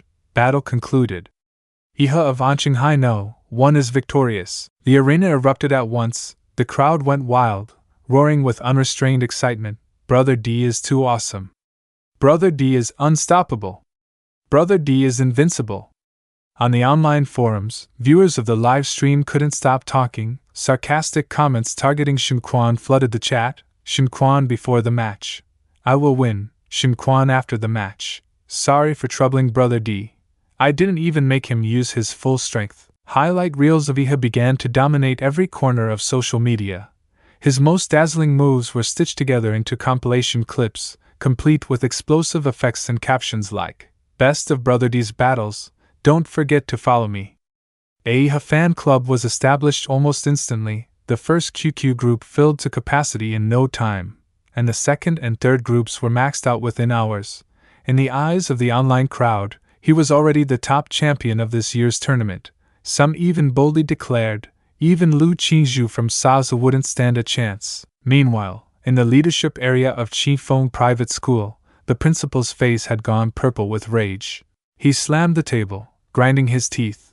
Luo Ji has already lost, and I put everything on you, Shen Quan. How could you lose like this? When Shen Quan quietly returned backstage, the principal unleashed his fury on him. And you dared to surrender? Do you know how much money we invested in you? You ungrateful wretch! If you don't pay it back, forget about going to university. Shen Quan said nothing. Instead, he placed his massive, stone-like hand firmly on the principal's shoulder. The man froze in fear and staggered back, stammering, "Why you? What are you trying to do?" Shen Quan looked down at him with calm, steady eyes and said, "I couldn't withstand that punch. To protect my foundation, I had no choice but to surrender. If you think I should have kept going, then why don't you take that punch yourself? As for the school's nurturing grace, I'll repay it in time. But remember this," his tone turned to ice, "you cannot threaten a martial artist stronger than you." The chilling words made the principal tremble. His lips pressed tight. Finally, he muttered in a shaky voice, Fine. Fine. What you said makes sense." Meanwhile, the tournament continued to update. The loudspeakers blared over the roaring crowd. After a series of intense battles, the top 4 contenders have emerged. Anqing one high school takes the lead with 3 out of 4 semi-final spots. In the leadership section of Saza one high school, the principal was beaming with joy, fanning himself as if he had just won a great prize. Laughing heartily, he exclaimed, "Looks like old Lu has served long enough at this school. It's about time for a promotion." Back at home, Iha's homeroom teacher was overjoyed, practically dancing with excitement. "Iha is amazing." The announcement blared again. This time for the semi-final draw, Iha stepped up to the podium to pick his card, his expression calm and almost disinterested. Raising an eyebrow, he muttered to himself, Another contestant chuckled in response. "I'm a 2. Standing before him was a familiar face, the aloof flower of the academy. Lu Qingzhu. Instantly, social media exploded, forums lit up with comments firing off like New Year fireworks. "Damn, I'd been waiting for this matchup forever. The most legendary battle in Anqing entrance exam history. Goddess Lu, you can do it. This is the most anticipated fight of the entire exam. Brother D, you've got this." Some users even analyzed the situation in detail. "I think Goddess Lu holds the advantage. She's already mastered 2 profound Huangtir techniques, which completely overwhelms the rest. Plus, her 4th-grade Nether Crow bloodline hasn't even been revealed yet." Shen Quan had a 3rd-grade King bloodline, while Iha was forced into awakening his. It might be 4th grade, but against Lu, who not only has profound mastery of martial techniques but also wields a high-grade bloodline, it's still unpredictable. The atmosphere in the arena reached its peak. The audience roared wildly, the air nearly ready to explode. The referee stepped forward, voice ringing out clear and firm. "Lu Qingzhu, Anqing one high school. Iha, Anqing one high school." The match begins. The very instant the referee's words fell, Iha's body erupted with power, as though he had unleashed every last ounce of his potential. A violent aura surged out of him, shaking the space around them as clouds of dust billowed high. Qingzhu raised her arm to shield her face, her eyes narrowing. Before her stood a dark silhouette, wreathed in blazing aura, with two flickering flames hovering above his head. Right from the start, he had displayed overwhelming dominance. Qingzhu instinctively stepped back, a trace of caution flickering across her expression under the crushing pressure. Yet she never looked away, her gaze locked firmly on him. Inside, she whispered to herself, Iha, I hope you are strong enough. The moment the match began, Iha unleashed a massive wave of steam, shrouding the entire arena. This dramatic opening move, meant to assert dominance before the crowd, and especially the girls, sent shockwaves through the audience. Cries erupted from below. What's going on? We can't see a thing. Up above, the male MC was no less excited. Slamming the table with both hands, he shouted into the mic, Lu Qingzhu, the genius girl of the Lu family. How will she face off against this year's dark horse, Iha? Let's find out. Back on the stage, the atmosphere was tense to the breaking point. Through the haze, Iha locked his eyes on his opponent, a girl with a flawless figure. Stepping forth from the swirling smoke and dust, Lu Qingzhu wields superior martial techniques, with mysterious skills that make brute strength alone nearly useless against her, he thought, his lips pressed into a firm line. I can't underestimate her. She's not only a martial prodigy but also has exceptional combat stats. The longer this drags on, the more disadvantageous it'll be for me. I must go all out from the start. Without hesitation, Iha leapt into the air, gathering a tremendous force into his palm before striking directly at his opponent. He burst into laughter, his attack flaring with dazzling light, his decisiveness on full display. But Qingzhu was no easy prey. In an instant, she raised her arms, twisting them into a solid defensive stance. Her sharp eyes gleamed as she thought to herself, an aggressive opener? Then I'll defend and counter. Suddenly, Iha shifted his tactics. Instead of the expected punch, he darted forward at blinding speed, his figure blurred, then reappeared right at Qingzhu's side, his tail whipping violently toward her waist with the force and fluidity of a crashing wave. Qingzhu's face darkened, furious. Cunning bastard, tricking me like that. She leapt back just in time, gritting her teeth. You said you'd use fists, and yet you strike with that steel tail. Iha showed no humility. Throwing his maw wide, he let out a feral roar, spewing a surge of noxious nuclear energy. Gathering his strength, he coiled his body like a mantis shrimp, fists clenched, preparing to strike Qingzhu head-on. The match was live-streamed across the forums, with viewers flooding the chat. Oh no, our goddess is in danger. On the battlefield, all's fair, he's caught her off guard. She'll lose her rhythm at this rate. Iha pressed in relentlessly, giving Qingzhu no room to breathe. She fought to resist his dominance. The two locked in an evenly matched clash of power. He swung a vicious strike across her face, narrowly dodged by Qingzhu. From the live-stream chat, Iha's aura forced Qingzhu back. She might escape this one. But before she could recover, Iha's fist shot straight into her abdomen, forcing her to curl up in pain. He didn't stop. A burst of shockwave energy blasted from him, sending Qingzhu flying. Though she was a girl, Iha showed no hesitation.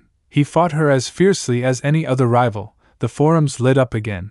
No one escapes those claws infused with martial force.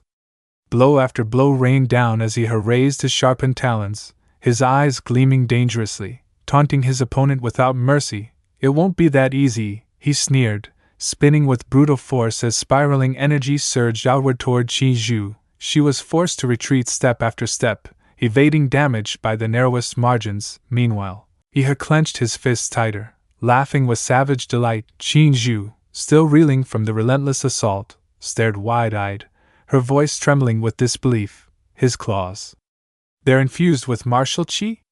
The very instant Qingzhu had only begun to form a thought, a devastating strike from Iha stormed in like a raging tempest. She barely managed to bend her body midair, springing away just in time to avoid the crushing blow, her figure streaking across the arena.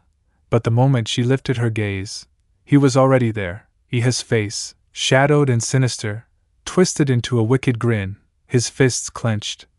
condensing two blazing spheres of energy that pulsed with lethal radiance. "Don't run, classmate Lu," he sneered. Without hesitation, he hammered forward like a merciless beast stripped of all emotion, unleashing a barrage of strikes aimed straight at Qingzhu's chest. Each blow flared with dazzling light, thundering with unstoppable force. Qingzhu still had no chance to counter. Forced entirely on the defensive, she braced herself, her eyes darting nervously between his endless assaults. This level of high-intensity offense. How is he not exhausted? His stamina is monstrous, she thought quickly.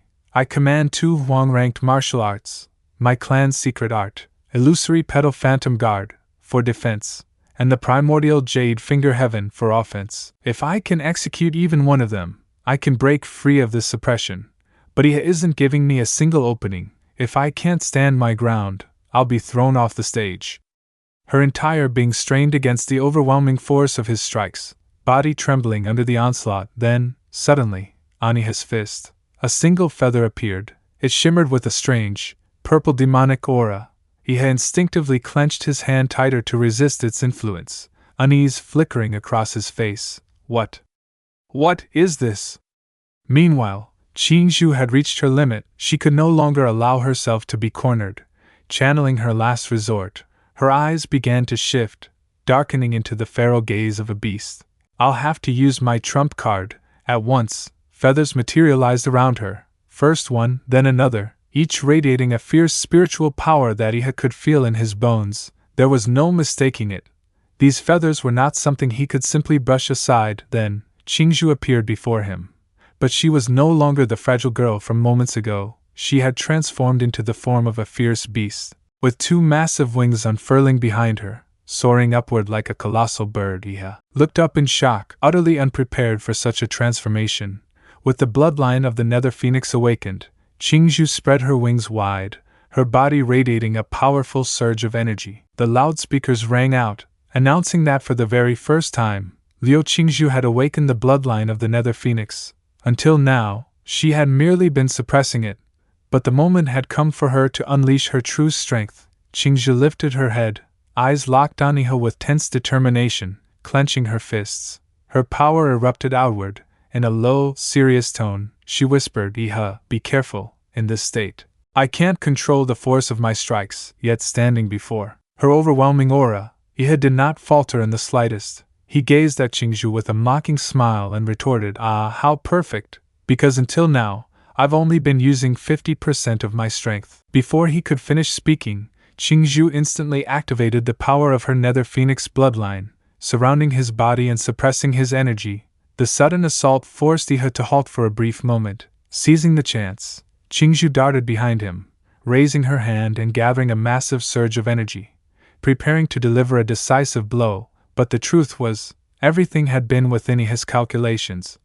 Instead of dodging, he suddenly spun around, tightening his fist and pouring all of his strength into a counter-strike. His expression twisted into something grotesque as the two forces collided head-on. At this point, the duel between the two candidates had escalated into a battle of life and death. Their fists, their powers, clashed directly with no reservation. The force of their strikes was so immense that the entire arena trembled violently. Either one was willing to concede, each determined to be the victor. The shockwaves from the fierce collision rippled through the crowd below, leaving even the spectators shaken. Shouts erupted everywhere. This is insane. The tremors are too strong. I can't even keep my eyes open. As the chaos slowly settled, Qingzhu finally dared to open her eyes. What she saw before her was nothing short of terrifying. After that clash, he had transformed. He stood there, his body grotesquely altered. His limbs had become those of a beast, radiating a fierce nuclear-like energy as thunder and lightning crackled violently around him. His skin had hardened, morphing into a layer of iron-like armor. He had fixed his blazing eyes on Qingzhu. From his very lips pulsed a searing brilliance of energy, as though he were no longer human at all, but a monster devoid of any feeling. At his position, an immense surge of energy suddenly erupted, thunderous like a lightning strike, forcing the loudspeakers to blare without pause. This was the semifinals at its peak of intensity, where every gaze locked onto the beautiful opponent standing before him. The force radiating from he had thickened the air to the point of suffocation. waves of deadly energy swelling higher and higher. The announcer's voice crackled through the speakers. What's happening? It looks like he has true beast form is accumulating power. In an instant, he had transformed, shifting into a new, fearsome shape. Hard scales burst forth along his back, releasing a violent torrent of energy that shattered the arena floor beneath his feet. The MC couldn't tear his eyes away from his spine, where massive plates glowed with nuclear power, each ridge along his backbone pulsing as it drew in a colossal source of energy gathering in his maw. He hunched forward, jaws opening wide, then unleashed a spiraling column of pure force straight at Qingzhou. Around him, shockwaves of blinding light ripped outward, distorting the air. The energy column roared forth so fast Qingzhou had no time to evade. With no choice, she wrapped her great wings around herself, curling up in a desperate attempt at defense. Her eyes, brimming with spiritual power, glimmered with visible strain, but his colossal beam did not falter. The instant it collided with her wings, a violent explosion erupted, scattering searing radiation in every direction. Qingzhou countered with her awakened bloodline, summoning the shadow feather reversal, yet under the crushing pressure, her feathers fell away in great numbers. The scene devolved into chaos. From the speakers, the announcer's voice shouted in alarm. This is bad. His very breath is throwing Qingzhou's feathers into disorder. He has showed no mercy. But Qingzhou was not an easy opponent to subdue. Spectators in the stands turned pale, battered by the whirlwind of the battle. Suddenly, brilliant golden lights appeared before them like glowing honeycombs. These shields held fast, effectively blocking his energy.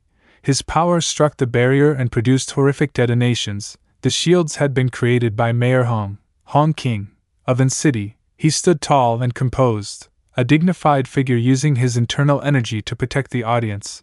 His eyes never left the match as he calmly declared, "Watch closely.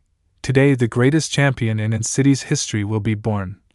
From the upper stands, cheers and applause crashed like rolling waves. The MC, hair slicked back, screamed into the mic, breathless with excitement. Thankfully, Mayor Hong is protecting the audience. Back on the arena floor, bright red drops stained the ground, Qingzhou's blood from the terrible force he had unleashed. She looked battered, her wings torn, her clothing barely holding together. Exhausted, she mouthed the words with great effort. With a single strike he shattered my Nether Phoenix defense. Can I possibly beat him? Whispers echoed inside her mind. From childhood, Lu Qingzhou had carried the weight of generations on her shoulders. She was the hope to revive the Liu family and was not allowed to lose. Our ancestors have watched over you for generations. Do not disappoint us. Always remain strong. Yet inside she felt only weakness. Her mother's voice still rang in her ears. Qingzhou, I poured everything into raising you to restore our clan.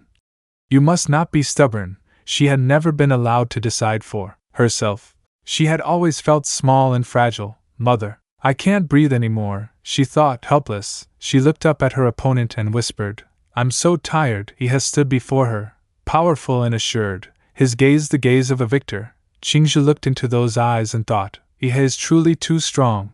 Facing such an opponent, losing is no shame. Yet she resolved to fight until the end, pouring what little strength she had left into this battle despite the wounds covering her body. I'll leave an opening on purpose. He will see it, and finish me. If I lose here, I won't be able to face my family again. Perhaps dying on this stage is better. She rushed at Iha, aiming a light strike at his chest so he could quickly end the match. But Iha did not move. Surprised, Qingzhou looked up and asked, Why don't you dodge? His cold eyes met hers, his voice emotionless. Classmate Qingzhou, why has your fighting spirit already faded? Startled at being seen through, she widened her eyes. His expression grew tense, his face darkening with anger. Do you really see me as your opponent? I don't want to win this championship through such disgraceful means. Qingzhou froze at his fierce words. Her eyes brimmed with tangled emotions, fear mingled with awe at the sight before her.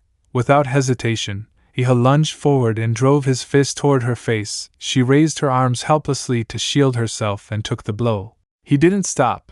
He unleashed kick after brutal kick until Qingzhou collapsed. Unable to endure, she cried out, You scoundrel! No one has ever dared strike me like this. Even while being pummeled, she shouted hoarsely, I was going to yield to you, so why do you keep pressing me? But by then, Qingju's endurance had already been pushed past its limits. The hidden power within her burst forth, and the energy field around her flared violently. She screamed, "Don't hit a girl's face, you brute!" At last Iha stopped. His pupils glowed as he looked at her with a faint smile. "That's right.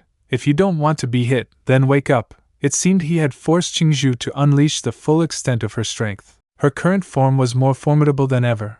Her wings regenerated completely, even larger than before, radiating a sharp and deadly aura. She exhaled deeply, her eyes blazing with resolve. "Iha, just as you wished. I will use my strongest form to defeat you." At this moment, Qingju had reached the peak of her form. Her wings spread wide, radiating a dazzling, overwhelming light. Iha watched, unable to suppress his admiration for the power emanating from her. A crooked smile curled on his lips, his eyes gleaming with excitement. "So, you've finally revealed your true beast form? Now it's getting interesting." Iha swiftly activated his demonic emperor form, his body tensed, each cell hardening into layers of unyielding scales. Green flames flared across his body, surging into a torrent of violent energy. With a satisfied grin, he felt as if he were about to engage in the most exhilarating battle of his life. Opening his mouth wide like a monstrous beast, he drew in a deep breath and roared, "Then I won't be holding back either." With a thunderous leap, his strength detonated beneath his feet, shattering the ground as he shot upward. Lu Qingju did not stay idle. She immediately sensed his incoming assault. Her gaze sharpening with resolve, she could not simply wait and be struck without resistance. In an instant, a furious vortex of energy spiraled into existence before her. It sucked inward violently, condensing into a massive tornado that radiated with blinding brilliance. He had charged forward with unstoppable force, a storm of dust swirling in his wake. Without hesitation, Qingju drew in a deep breath, her mouth opening wide as she unleashed a devastating wave of energy. The shockwave surged forth, every bit as overwhelming as his power. She poured every ounce of strength she had into this clash. When the two forces collided, the entire arena quaked violently. At that moment, sound waves roared out from Qingju's mouth, sweeping toward Iha. But his reaction was lightning fast. Fixing his gaze on her, his voice rang out, cold and commanding, "You think you're the only one who can roar?" Qingju, already familiar with this technique, did not panic. She raised both hands, bracing herself as she declared, "The same old move. This time, I will not retreat. I'll face you head on." The atomic earth pulse was activated. At the same moment, Qingju poured her full strength into her hands, forming a radiant energy sphere. The orb blazed brilliantly before instantly shattering into countless arrows, streaking straight toward Iha. The battle between the two had escalated to a razor's edge, its outcome utterly unpredictable. In the stands, no one could sit still. The announcement boomed through the speakers. Iha's atomic earth pulse and Liu Qingju's nether blood fawn have clashed, unleashing two violent shockwaves. Spectators clenched their fists, some rising to their feet with anxious excitement. "This is bad. That level of collision is beyond what two fighters can control." To protect the audience, Mayor Hong Qin of An City was forced to unleash his own power. Erecting 3 towering barriers, these walls were designed purely for defense. But the instant they collided with the fighters' combined might, they shattered like fragile glass. As the twin energy pillars met, silence fell over the grandstand, the air heavy with the weight of the devastating impact. That wall. Was that really created by the mayor himself? Gasps rose among the crowd as they stared at the ruins, stunned by the overwhelming power on display. Mayor Hong Qin's expression tightened as he saw his barriers obliterated in a blink. If not for his intervention, everyone present would surely have been caught in the blast. Inwardly, he thought grimly. The 3 layers of geodivine walls were conjured too hastily this time, lacking the stability they usually have. I never imagined the clash of Iha and Liu Qingju would break through so directly. Who would have thought? This year's exam would bring forth candidates so far beyond all expectations. Back on the arena floor, Qingju's body was in tatters. Blood streamed down her slender, fragile hands like flowing water. Her breathing was ragged, her face pale and haggard, her right arm utterly ruined. She had reverted to her human form, battered and weak, yet her eyes still burned with unyielding resolve. Through clenched teeth, she forced out each word, "Ha! The power of my true beast form." It's already exhausted. Lifting her head, she fixed her determined gaze on Iha. Though she knew the situation was beyond saving, she refused to surrender. I can still fight. With a heavy stomp, he had vanished and reappeared right in front of her. He had already returned to his normal state, completely unscathed. By contrast, Qingzhu's outfit was in tatters, barely covering her body, and her right arm hung uselessly. She stared at him in disbelief. My strike clearly landed. So why aren't you injured at all?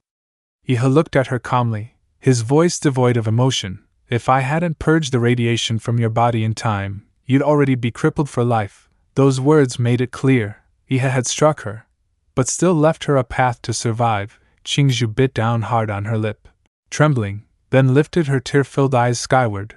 Her voice cracked as tears streamed down like a torrent. I never wanted to fight this far. Why do you keep forcing me?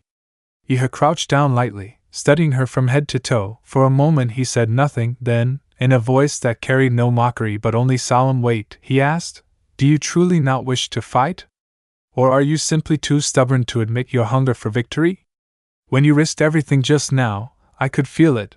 The burning desire to win inside you." Qingzhu stared blankly at him, unable to form words. Her small lips only quivered as she thought to herself, "Yes, just now, I really wanted to defeat him. That's why I dropped my guard and fought with everything I had. But why did I do that? I clearly hate fighting. I just wanted to lose quickly. And yet, in that fleeting clash, I truly felt it. The exhilaration of fighting for myself, not for anyone else." Just then, Iha's warm hand rested gently on her shoulder. Her face flushed red as she looked up at him, confused by the strange feelings stirring in her heart for the boy who had just beaten her so mercilessly. Is this what a true gentleman is? He breaks me to pieces, and now he heals me?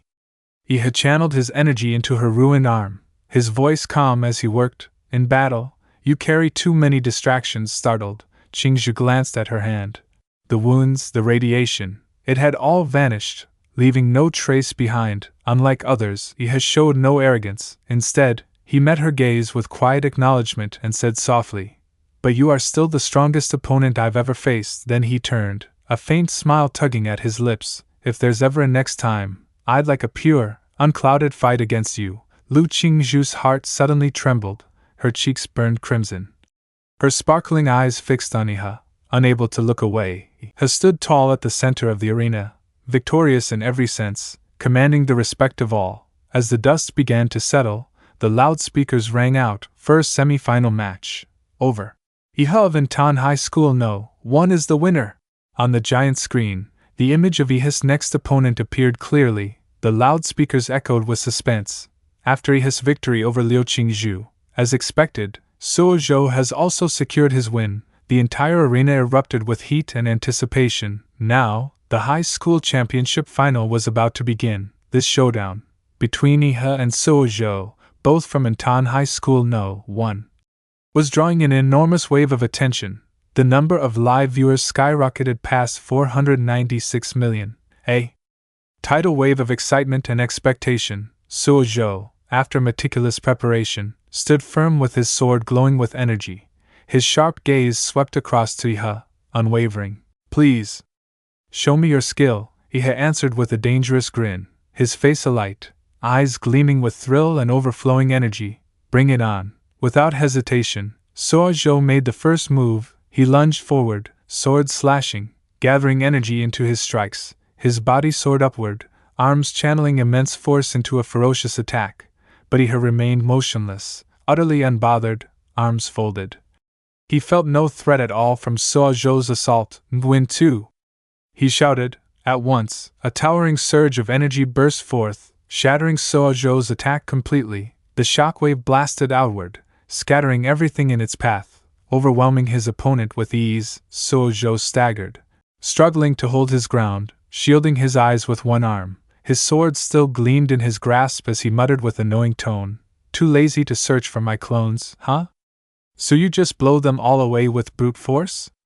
A bead of sweat traced down his face as realization struck. He could feel it clearly. His opponent was far too strong. My defenses, they can't withstand him at all. Among people our age, who could possibly fight Iha head on? He really is a monster. Yet Suo Zhou did not falter. His spirit sharpened, his eyes blazing with renewed determination as he shifted tactics. If close combat won't work, then I'll crush you from afar. Yet mock awakening. In an instant, Suo Zhou's body transformed into the form of a colossal divine dragon, majestic, savage, and awe-inspiring, his head and arms warped into draconic might, radiating a presence that shook the arena. Power surged through his body as he unleashed a fearsome attack. Haname Dragon. The crowd exploded in shock and awe. Live-stream chats lit up with excitement. Holy! Suo Zhou just summoned an entire glacier. That's the rebirth of the ice demon dragon itself. Suspended high in the sky, Suo Zhou hovered with overwhelming dominance, his entire form radiating an icy aura that chilled the battlefield. Fans roared from the stands, voices shaking the dome. Defeat Iha, the Demon King! Go, Ice Dragon Bro! Freeze him solid!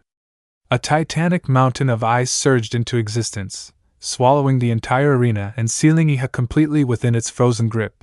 The stadium trembled at the sheer force of Suo Zhou's manifestation, but as the dragon warrior felt the frigid energy consume him, strain began to spread through his body.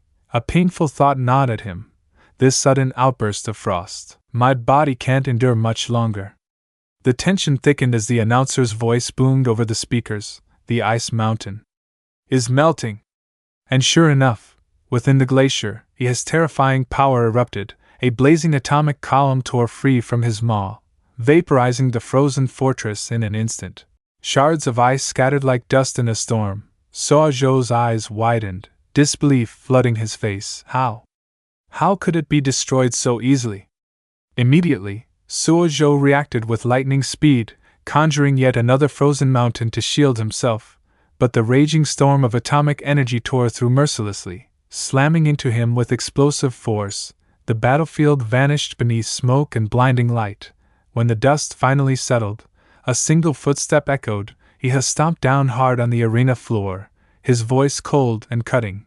Your ice demon dragon's power is useless against me. It seems I counter you in every way. Suo Zhou exhaled heavily, the truth weighing on him. The gap in strength. It's far too great.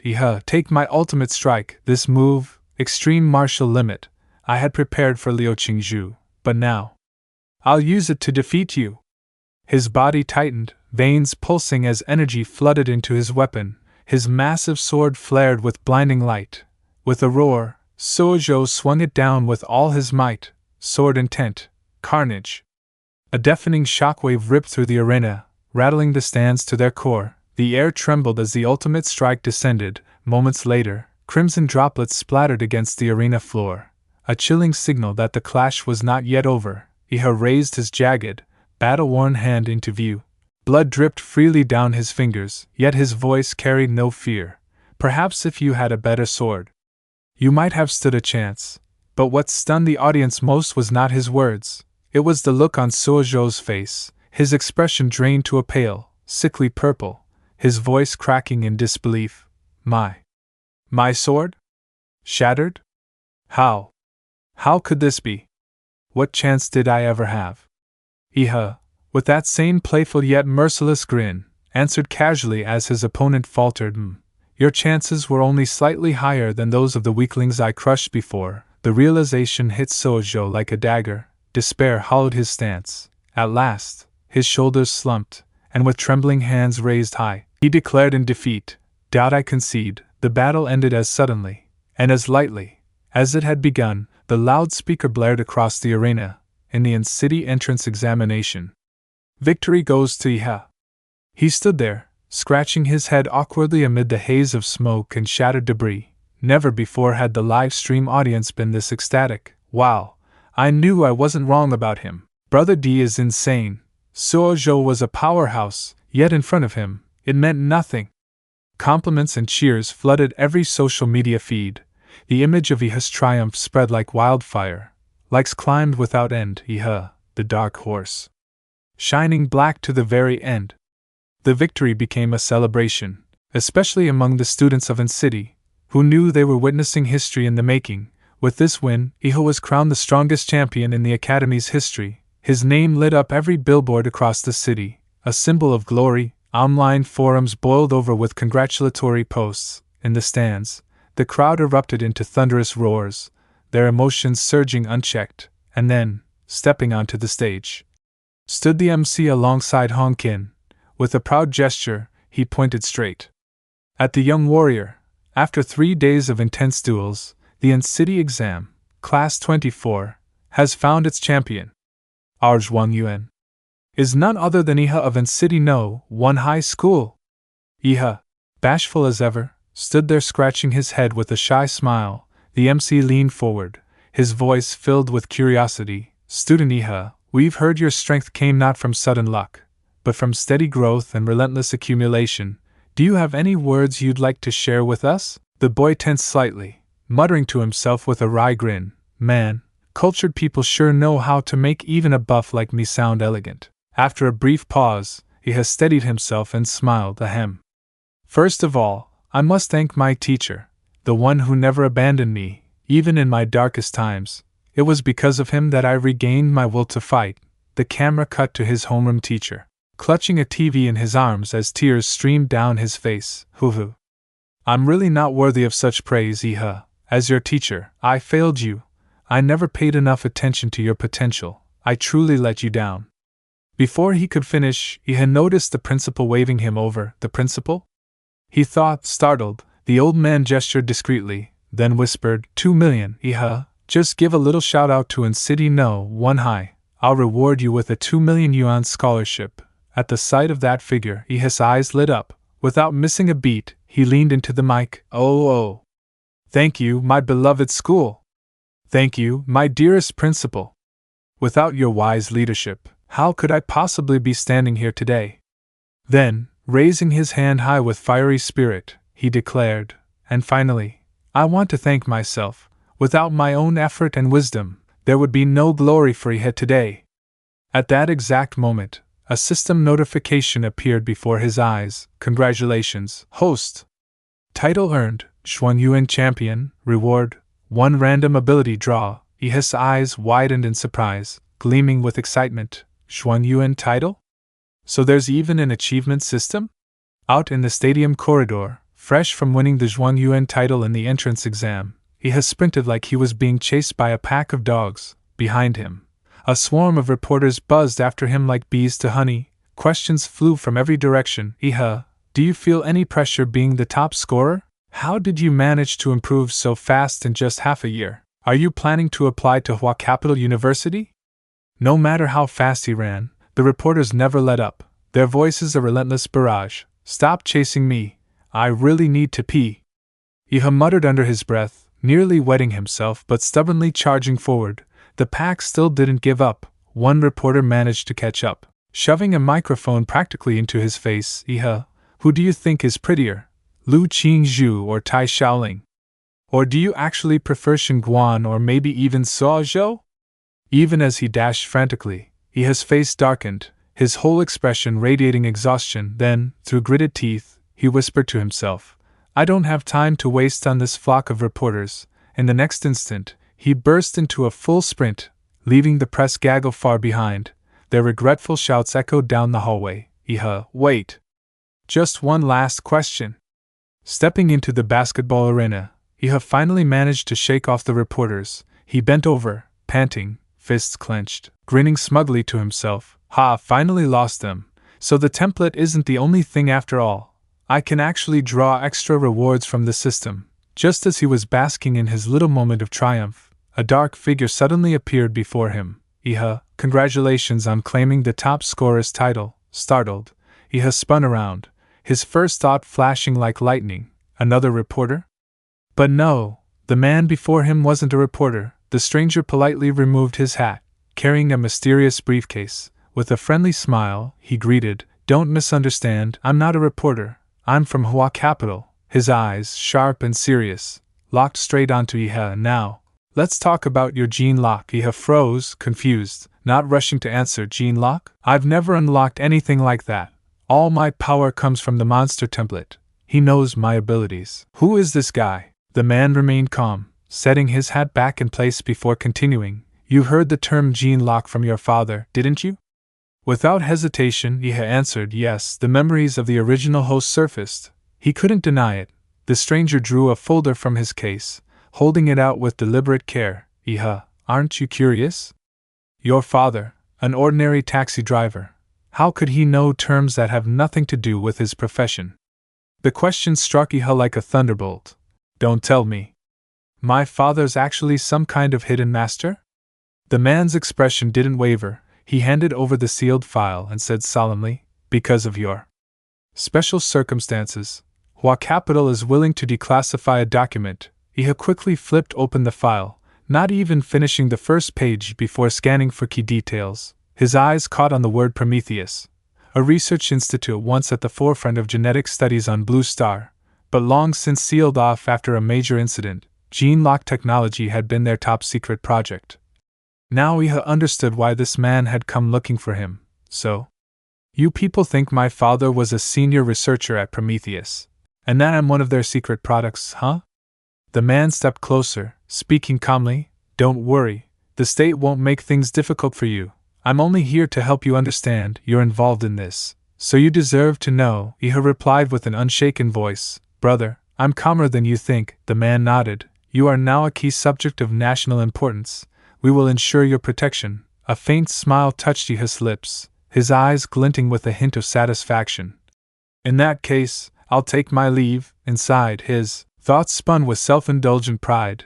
He felt the tug-of-war between his rising fame and the trouble it brought. Ha ha, society really is this pragmatic. He laughed out loud in the middle of the sports ground, then glanced back at the envoy from Hua Capital, lowering his voice. Then, if you'll excuse me. With a polite gesture, he turned away. He was now not only the champion of the entrance exam but also the recipient of a 2 million scholarship and an additional 800,000 in rewards, yet what thrilled him most was the chance to draw another template. The very thought made his heart thrum so wildly it felt ready to explode. This pleasure. It's almost unbearable, Iha thought, trembling with excitement.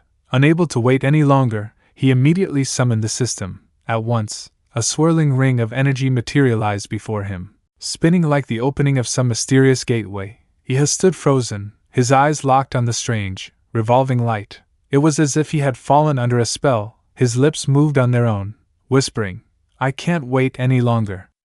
Before him, the energy circle spun faster, radiating a dazzling, otherworldly glow that seemed to swallow the entire space around him, and then it appeared, a colossal humanoid form, grotesque yet majestic, like the skeletal frame of some primeval giant, shrouded in thick, rolling mist. The system's voice chimed in coldly. Template acquired, power template, grade D, ability, colossal titanization, maximum size. 60 meters, heat emission high, evolutionary form, proto-human embodiment, compatibility, 1%. His gaze lingered on the monstrous figure before him, his expression unreadable, colossal titanization. He muttered under his breath, and then it hit him. His eyes widened sharply, the thought bursting in his mind like a lightning strike. If this combines with the Berserk Demon Lord template, if the powers of multiple templates can overlap, then what would happen? A colossal titan fused with the Berserk Demon Lord. What kind of monster would that create? Immediately, before his eyes, the image of a colossal titan manifested, this time fused with the might of the Demon Emperor Lap. A towering beast stood there, broad-shouldered, overwhelming in its presence, its long tail sweeping through space with crushing force. In that instant, Iha realized, he was staring at the true form of a sovereign monster. The scene shifted. Inside a dimly lit room, a burly man sat with a phone pressed to his ear. Brother Huolong, do you mean? From now on, you won't be taking any more contracts? Came the cautious voice through the speaker. The man's reply was calm, yet carried an undeniable weight. Correct. Cancel all schedules. Yes, understood. On the table before him lay deep dents, evidence of a violent outburst. The man's thick, callous finger pressed hard against the wood. His rugged face twisted with barely contained rage. A cold mechanical voice echoed from the calm line. We regret to inform you, your younger brother's body was not recovered from the secret realm. However, at the location of his last recorded signal, we detected traces of radiation. The man fell silent for a long moment. Then, in a voice low and bitter, he muttered, Little brother. I told you not to get tangled up with the underworld. Why wouldn't you listen? Mother asked me to protect you. On the television screen nearby, the results of the tournament were being broadcast. Finals of City. Iha wins. The man's stern gaze softened as he stepped closer to the TV, almost as if reaching out to pat the boy's head through the screen. Iha. Truly a once-in-a-generation genius of City. Huayo will fight tooth and nail to recruit him. But then, with a grim shake of his head, he added under his breath, What a pity, they won't live long enough to wait for him to enroll. Back at his residence, a parcel had been delivered. He was in the middle of martial training when he rushed out to receive it. Who's sending me something now? Right when I'm about to enter the secret realm to test the new prototype. Tearing it open, he found a letter with his name written neatly on the front.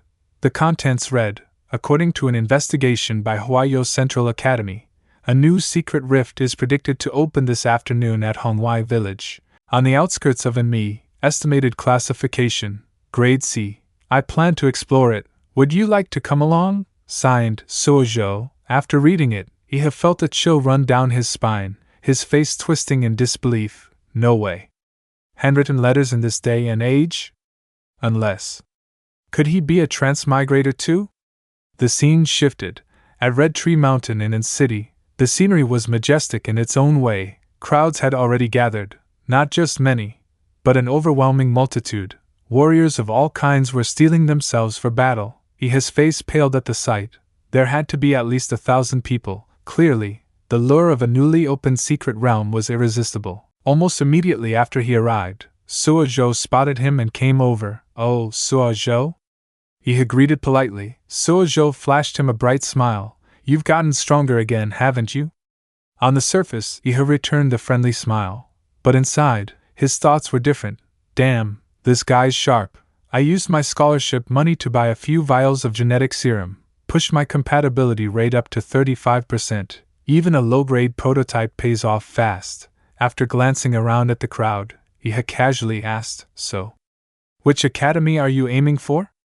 Suozhou kept his eyes closed as he answered in a calm, clipped tone, Huayo. The answer made Iha smile. Then we'll still end up classmates. Yet almost instantly, he realized something was off. There was a shadow in Suozhou's mood, an unease that couldn't be hidden. Just as Iha was lost in thought, the sky suddenly split open, a rift tore across the heavens, an eerie gateway of space itself. Drawing the attention of everyone around, the secret realm is about to open. Shouts of alarm erupted through the crowd. A shockwave burst forth as a massive creature forced its way through the spatial crack. Out it came, a three-headed vulture, wings vast as storm clouds, swooping down in a savage dive toward the crowd below. A martial artist below pointed excitedly to the sky and shouted, The secret realm has opened. Brothers, take down that beast and storm the rift. At once, the fighters rallied together, their energies surging as one. Techniques exploded into the air in unison, their combined might like that of a fearsome army. The three-headed vulture, though powerful, could not withstand the barrage. In mere moments it was torn apart, reduced to a pitiful state, feathers scattering through the air under the merciless assault of the martial artists. By then, Iha had already stepped into the secret realm. He found himself in a wild and unfamiliar forest, where even the trees looked strange. The thick stench of blood filled his nose, prompting him to mutter, The smell of blood is overwhelming. Then realization struck. It's a beast tide. These creatures have been waiting for us all along. Wasting no time, Iha gave a firm command. By the laws of the nation, prioritize slaying the demonic beasts. Resist the beast tide. Almost instantly, mutated monsters appeared, ghastly skulls atop flesh-covered bodies, leaping into the fray with feral roars. But the martial artists who had just entered the realm showed no fear. They unleashed their energy in full force, clashing head-on against the savage onslaught. Suozhou, too, did not hold back. With a fierce cry, he charged into battle, sword in hand. Raising his arm high, he roared, Bloodline power, atomic burst fist. His strike, fused with the might of his blade, crashed down upon two charging beasts. The impact erupted into a towering glacier of ice, freezing them in place. At that moment, a beast lunged at Suozhou from behind. Seeing the danger, Iha instantly unleashed his energy, firing a blazing beam of light that pierced straight through the monster. It exploded midair in a burst of blood and bone, startled but grateful. Suo Zhou spun around and exclaimed, "Thank you!" With his support, the tide of monsters was swiftly crushed. The ground was now littered with nothing but shattered bones and pools of crimson gore. Iha turned calmly towards Suo Zhou and remarked, "These beasts in the secret realm don't even know how to fight." Suo Zhou stared at the fallen creatures, a chill creeping up his spine. "Iha, you slaughtered so many monsters without losing once?" In his eyes, Iha was like a raging storm, sweeping through everything, annihilating all in his path. As Iha pressed forward, nuclear energy radiated from his body, scouring the very air around him as if purifying the battlefield itself. Those watching could only gape in shock at his overwhelming strength. My heavens, how is he cutting them down so fast? Could there be a high-level martial artist fighting among them? Someone whispered. Another quickly corrected, "No, that's the top scorer from City University's entrance exams, the top scholar himself." Fighting like this? Gasps of disbelief spread through the crowd. They now realized Iha was no ordinary beginner. Fighters gathered instinctively around him, rallying to his lead, even driving the remaining beasts toward the young prodigy. Moments later, a triumphant shout erupted from the battlefield. "The Beast Tide's leader has been defeated. We've won!" At last, the Beast Tide began to retreat. Suo Zhou let out a long sigh of relief, sweat dripping from his forehead.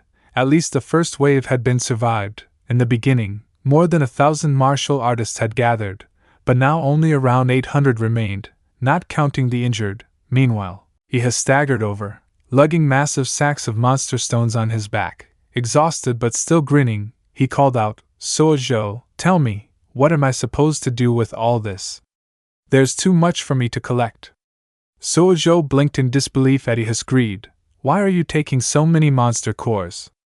he asked, before pulling out a ring. "This is my spatial ring, just put everything in here." The moment Iha laid eyes on it, his face lit up with delight. "A spatial ring? That's worth tens of thousands of gold." "Suo Zhou, who would have thought you were secretly loaded, huh?" Before Suo Zhou could reply, a messenger rushed over with news. The great leader Vo Sam had arrived. Both of them turned toward the commotion.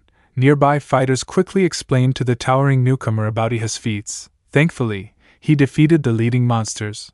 Otherwise we would have all been slaughtered by the Beast Tide. All eyes turned in admiration toward the man who had just appeared. He was massive, his body covered with tattoos, and his voice boomed as he spoke. "Greetings, you're the top scholar of City University's entrance exams, aren't you?" "I'm Vo Sam, sub-commander of the Silver Wolf Martial Corps in City." He strode toward Iha and offered a firm handshake. "I've just heard of your heroic actions. Would you consider joining our corps? If you do, it won't interfere with your studies. On the contrary, you'll gain many advantages. I, Vo Sam, am even willing to accept you as an S-rank member of our team." The crowd erupted in astonishment. This is an incredible opportunity. Without the backing of a powerful martial corps, it's almost impossible to sustain a martial artist's career, especially here in Xiagua, where the wolf gangs are fierce, and becoming an S-rank member of the Silver Wolf Corps. Even students at Hua Capital University rarely achieve that. Just then, a girl rode up on a massive black tiger. Her attire was bold and alluring, her presence so commanding that the crowd gasped in awe. "Vo Sam, you're fast," she called out. "Already here to steal the recruit?" She turned her sharp gaze on Iha and spoke seriously. "Student Iha, join the Tan Dat Martial Corps instead. Though we're smaller than the Silver Wolves, I guarantee you'll receive 15% of our cultivation resources every month if you join us." Her offer stirred a loud commotion among the gathered martial artists. Despite the fervent invitations from both Vo Sam and the girl, Iha remained cool and detached. Turning slightly, he said calmly, "Sorry, but at the moment I have no intention of joining any corps." Still, he clasped Vo Sam's hand in courtesy. Vo Sam, though a little disappointed, responded with dignity, "No problem, Iha. I invited you mainly to make friends. If you ever need anything, don't hesitate to reach out to the Silver Wolves," the girl added warmly. "The Tan Dat Corps will also always be ready to help." Iha nodded, replying with blunt honesty, "I may not join, but having more friends can't hurt." Then Vo Sam frowned slightly, eyeing Iha's hand. "Wait. Didn't you just use that hand to pick your ear?" Iha only chuckled, answering with a grin, "Don't mind it." At that moment, Suozhou stepped forward, brimming with confidence. "The beast tide has been pushed back, now we can explore on our own. This is a forest of colossal trees. First, let's climb to the top to survey the land. Then we'll plan our next move." He has simply replied with 2 words, "Okay." In the next instant, both shot upward like the wind. Suozhou quickly realized he couldn't match Iha's speed, so fast. He muttered, struggling to keep up. Moments later, they perched atop the towering red-leaf trees. As Suozhou glanced ahead, his eyes widened in shock. What the hell is that? From the misty distance, colossal forms emerged, monstrous shapes, towering dozens of times higher than the trees themselves, each step shaking the forest as they advanced toward them. But in contrast to Suozhou's anxiety, Iha looked utterly delighted, his face brimming with excitement. The more challenges he faced, the more exhilarated he became. With a wide grin, Iha said, "It's not that hard to imagine. We're still young. A few years from now, there's no reason we won't be able to conquer the beasts in this mystic realm. We might even uncover the truth behind it." Seeing the confidence in Iha's expression, Suozhou couldn't help but admit, "That's just like you, Iha. No wonder you stand out, while I tremble in fear before the unknown." "You're confident that you can overcome it," Suozhou compared himself to Iha and could only sigh inwardly. It seems that not only in martial cultivation, but even in willpower, I can't measure up to him. He's the true warrior here. At that moment, Iha turned serious. He released sound waves from his temples to scan the surroundings. His expression changed completely. No longer the usual calm Iha, but a battle-hungry, victory-craving warrior. "Their monster cores will be mine sooner or later." Then, shifting to full focus, he used his ability to examine the distribution of life within the mystic realm. "There's something strange to the southeast. Near the Amber Tiger's location, it's like a vacuum, completely white. That definitely means some kind of monster is lurking there. The bigger the waves, the bigger the fish." He pointed straight ahead, eyes sharp and alert. "Let's go, Suozhou, southeast. There's a lake there. We need to check it out." Iha and Suozhou were strolling through the dense forest when suddenly, a familiar voice rang out. Standing before them was the girl who had once helped Iha during his early days of buying gene medicine. The moment she saw him, she smiled warmly and greeted him. "Well, if it isn't our top scholar, Iha. I didn't expect you to be this strong." One of Wuli's teammates, standing beside her, chimed in with a friendly expression. "Oh, Wuli, you even know the valedictorian of Anqing?" Another girl from below also looked up and added with a laugh, "Yeah, hurry and introduce us." Earlier, he smashed through that beast horde with such flair. Iha quickly walked up to Wuli's group and asked, "Sis Wuli, how long have you been here?" With a bright smile, Wuli stepped closer and replied enthusiastically, "Just arrived. 2 of our teammates who are great swimmers went down into the lake to scout." Near the lake, a man suddenly surfaced, panting heavily as he grabbed onto the grassy bank. With excitement, he shouted, "We've struck it rich! We've struck it rich!" Hearing this, Wuli immediately asked, "What do you mean, struck it rich?" That man, one of her teammates, grinned broadly as he explained, "There are ruins under the lake. We've hit the jackpot." The moment she heard the word, Wuli's face lit up with delight. She exclaimed instantly, "Really? That's amazing! We've truly struck gold." At this point, Iha, curious, turned to Suozhou and asked, "What are ruins? Why are they so excited?" Suozhou, who had some knowledge on the matter, replied, "In this mystic realm, there are ancient structures, most likely remnants of past civilizations. It's said that modern martial arts and genetic technology both originated from them." Suddenly, one of Wuli's teammates widened his eyes and spun around warily, asking sharply, "Wait. Are there others here?"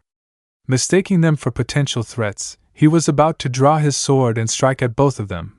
But before he could act, Wuli quickly grabbed his arm, stopping him at once. "Hold on, Wuyang, these are Iha and Suozhou, the champion and runner-up of the Anqing entrance exam. Their strength is far beyond ordinary martial artists. Let them join us in exploring the ruins." Playing it cool, Iha slung an arm around Suozhou's shoulder and said, "That's right, relax. We can help you explore those ruins. Wuyang was quick to bring up money first, so how are we splitting the loot?" Iha waved his hand casually, as if it were no big deal. "We're just external support. Whatever we earn, we keep." Grinding his teeth in frustration, Wu Yang finally relented and turned back. Fine, I'll let you tag along for now, but don't try any funny business. Deep down, he reassured himself. These two, the valedictorian and runner-up, are bound to become big figures in the future. It's best not to make enemies of them. A short while later, the group dove into the river together, with Wu Yang leading the way since he knew where the ruins were located. They swam deeper until they reached a dark cave. Through this cave, we'll get to the ruins, Wu Yang explained. As they moved forward, he kept his eyes sharp, suddenly frowning. Strange. Where's Levi? Wasn't he supposed to be guarding this spot? A bald young man in Willie's team made a guess. Maybe he found some treasure and went ahead. Levi had been assigned to watch over the cave entrance earlier, but now there was no sign of him. Growing uneasy, Wu Yang tried to make contact. Hello? Levi. Can you hear me? Hello? Everyone stay quiet. Listen for any trace of him. Willie's brows furrowed with worry as she glanced toward the entrance. Did any of you see signs of demon beasts inside the cave? Nope, Wu Yang replied, not a single one, despite all the beast traps being sprung. At that moment, one of Willie's female teammates grew anxious and asked, This is dangerous. Levi's gone missing, should we even keep going? But unlike her, Wu Yang seemed almost excited, his resolve hardening. Riches are right in front of us. If you don't have the guts to take them, you'll be stuck as a bottom-rung martial artist for life. Afraid of dying? Then get lost if you want to get rich. Stay. His words silenced the three teammates. They wanted to go forward, but fear gnawed at them. Seeing no one back down, Wu Yang declared, Since no one's leaving, let's move. The group pressed deeper into the cave, with Willie's team in front and Iha and Soazhou following behind. After a while, Wu Yang shone his flashlight down onto the ground, where he spotted human footprints. Iha's eyes narrowed with suspicion. He turned slightly, shaping silent words with his lips towards Soazhou. Something's off. Soazhou flicked his gaze back, answering with the same muted lip movements. You're right. The timing doesn't add up. Han Wuli said her team only arrived at the lake barely 10 minutes ago. Yet somehow, they managed to dive beneath the lake, pass through an underwater tunnel, and discover a hidden path straight to the ruins? It's just like turning on the map feature in a game. Clearly, this is a trap. Should we warn your acquaintances and get out of here? But only seconds later, a strange smile curved across Iha's lips. He whispered under his breath, almost to himself, I've got a trump card. Not long after, Wu Yang led the group into an area thick with aquatic moss. Long, razor-like strands of weed hung down from above, binding tightly around scattered human bones. Wu Yang stepped closer, muttering, Is this a demon core? No glow left. Seems it was drained long ago. No wonder we didn't see many beasts underwater. Looks like something devoured them all. Behind him, Willie shot him a sharp glance and whispered, Wu Yang. Where are the ruins? Before he could answer, another girl in the team gasped, pointing ahead, her face pale with horror. The group followed her trembling finger, and froze. A corpse dangled before them, strangled by the mossy tendrils. The body was shriveled to the bone, its life essence completely sucked dry. Two of the women screamed in terror. Levi is dead. Willie's face drained of color. Shock rooted her in place as her eyes locked on her teammate's desiccated remains, her hand trembling violently. At the same time, Wu Yang seemed oblivious to everything except the ruins. He dropped to his knees, clutching his head, shrieking, Where are the ruins? Why can't I see the ruins? Suddenly, bulging growths swelled across his skull, his body convulsed as if in seizure, his face turning purple. He stammered through clenched teeth, How? How did Levi die? Vines. Vines. I can feel them too. Before he could finish, his head exploded. From his neck burst writhing, sea-like tentacles, whipping and lashing into the cavern air. Run! Willie shouted, her voice breaking in panic. But before anyone could move, a blinding streak of light tore through the darkness. Nuclear energy surged forth, blasting straight through what remained of Wu Yang's head. He had already transformed into a monster, yet before his mutation could fully take hold, he had struck. Swift, precise, merciless. His voice was calm, but his words cut like cold steel. Who would have thought a demon beast could be this cunning? It captured two martial artists, parasitized them, and used one as bait. We've been lured right into its lair. At that moment, The writhing tentacles lashed toward Iha, blocking his retreat. A thunderous crash shook the cavern as a boulder collapsed, sealing off the only exit. Panic erupted among the group. The beast had closed the path. It would not allow them to escape alive. Sojo stared directly at the monstrosity, his voice grim as he raised it above the frightened cries. This is a ghost vine demon, a stage 2 king-class beast. The words struck like a death knell. Willie's face drained of all color, cold sweat soaking her back. Her lips trembled as she stammered, king-class. Stage 2? A king cannot be measured by ordinary ranks. We're no match for it. We're only first-stage martialists. But his composure remained unshaken. His eyes gleamed with fierce amusement as a grin spread across his face. I don't care what stage it is. Watch me grind it to dust. Boom! A deafening explosion tore through the cavern, hurling shards of stone and clouds of dust into the air. From amidst the chaos, a massive figure stepped forth. A towering, broad-shouldered man, his aura blazing like a wildfire. It was the same figure who had been watching Iha from the shadows earlier. Now he revealed himself at last, his killing intent crashing down like a storm. With each step, the cavern seemed to tremble beneath his weight. His gaze locked onto Iha as he declared in a thunderous voice, Iha, today, I've come to take your life. Shock rippled through the onlookers. Gasps and horrified cries echoed across the sealed cavern. Blood she-wolfbane. Someone shouted, their voice breaking in disbelief. That's an 8th stage martialist. Iha suddenly turned around, his expression cold and detached, his voice calm as still water. So, there's yet another one aiming for my head? The burly man bared his teeth, his voice low and seething as he began recounting every detail of his pursuit. I heard rumors. Someone had wielded radioactive energy to resist the beast tied at Mount Song Thursday. I knew at once it was you. All I had to do was follow the trace of radiation to track you down. I held my breath, stilled my heartbeat, feigned death itself. Yet you still sensed me. And then you dropped that boulder, sealing me outside the cavern, trying to bar my way. Ha! Truly fitting for the man who once cornered the entire Hulk clan into despair. The crowd shivered at his words, stunned by the revelation. But after hearing the man's effort-filled pursuit, he only gave him a sidelong glance, eyes glinting with mocking curiosity. Huh? Uncle, who exactly are you supposed to be? You burst in here, spewing a string of nonsense at me. Do we even know each other? The unexpected question struck like a slap. The burly man's face contorted with rage, his composure shattered. Enough of this act. Die! He lunged forward, his fists blazing with a violent surge of energy. A crushing strike aimed straight for his head, but before the blow could land, SHHHK. Several thick, writhing tendrils of the ghost vine demon lashed out, intercepting the attack and halting his strike midair. The man froze, his face twisting in frustration. His furious roar shook the cavern. This is the lair of the ghost vine demon. You lured me here. And now you sick this beast on me? Veins bulged on his neck, his fury boiling past reason. His eyes blazed with madness as he bellowed again. Damn you! Was this your plan all along? But Iha remained unmoving, arms folded, his expression unreadable. He merely watched in silence as the raging warrior struggled.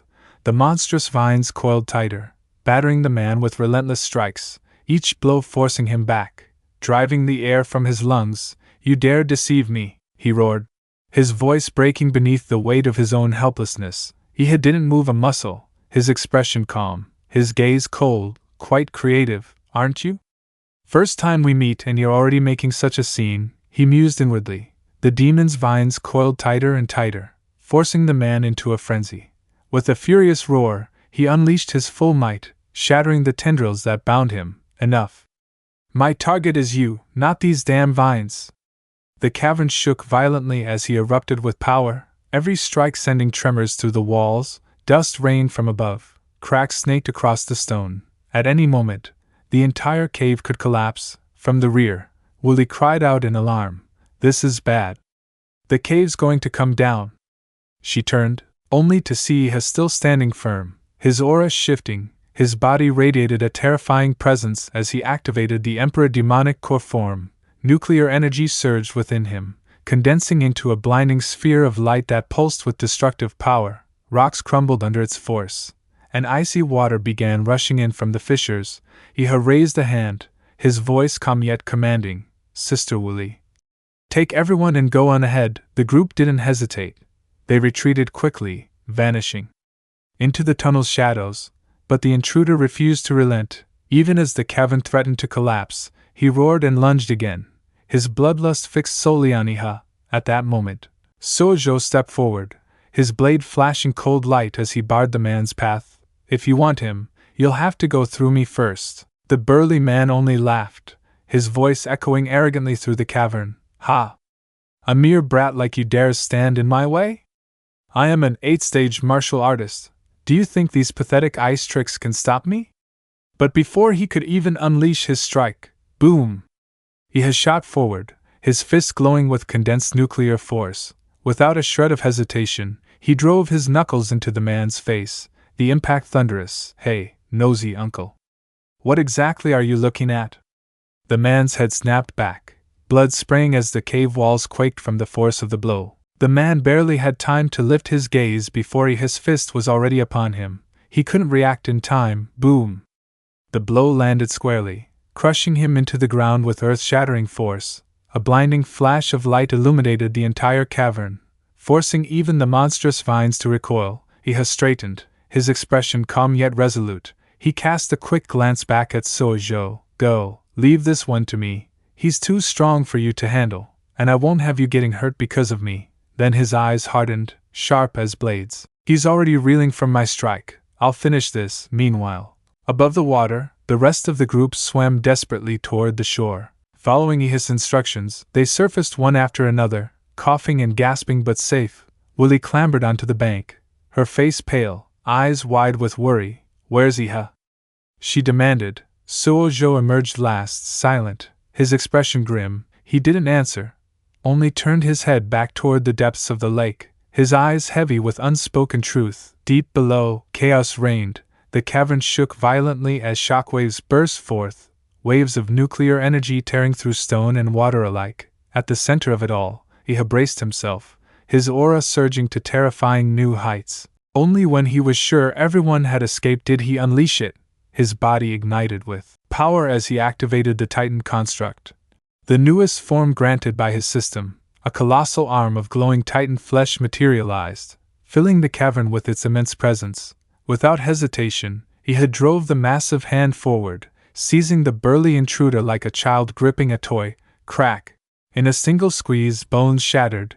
The man's scream was cut short as his body was crushed, blood spraying through the water. Moments later, his limp form drifted upward, breaking the lake's surface, skin bruised purple, his body mangled beyond recognition. The violent shockwave that followed rocked the entire lake. On the surface, the group staggered as waves slammed against the shore.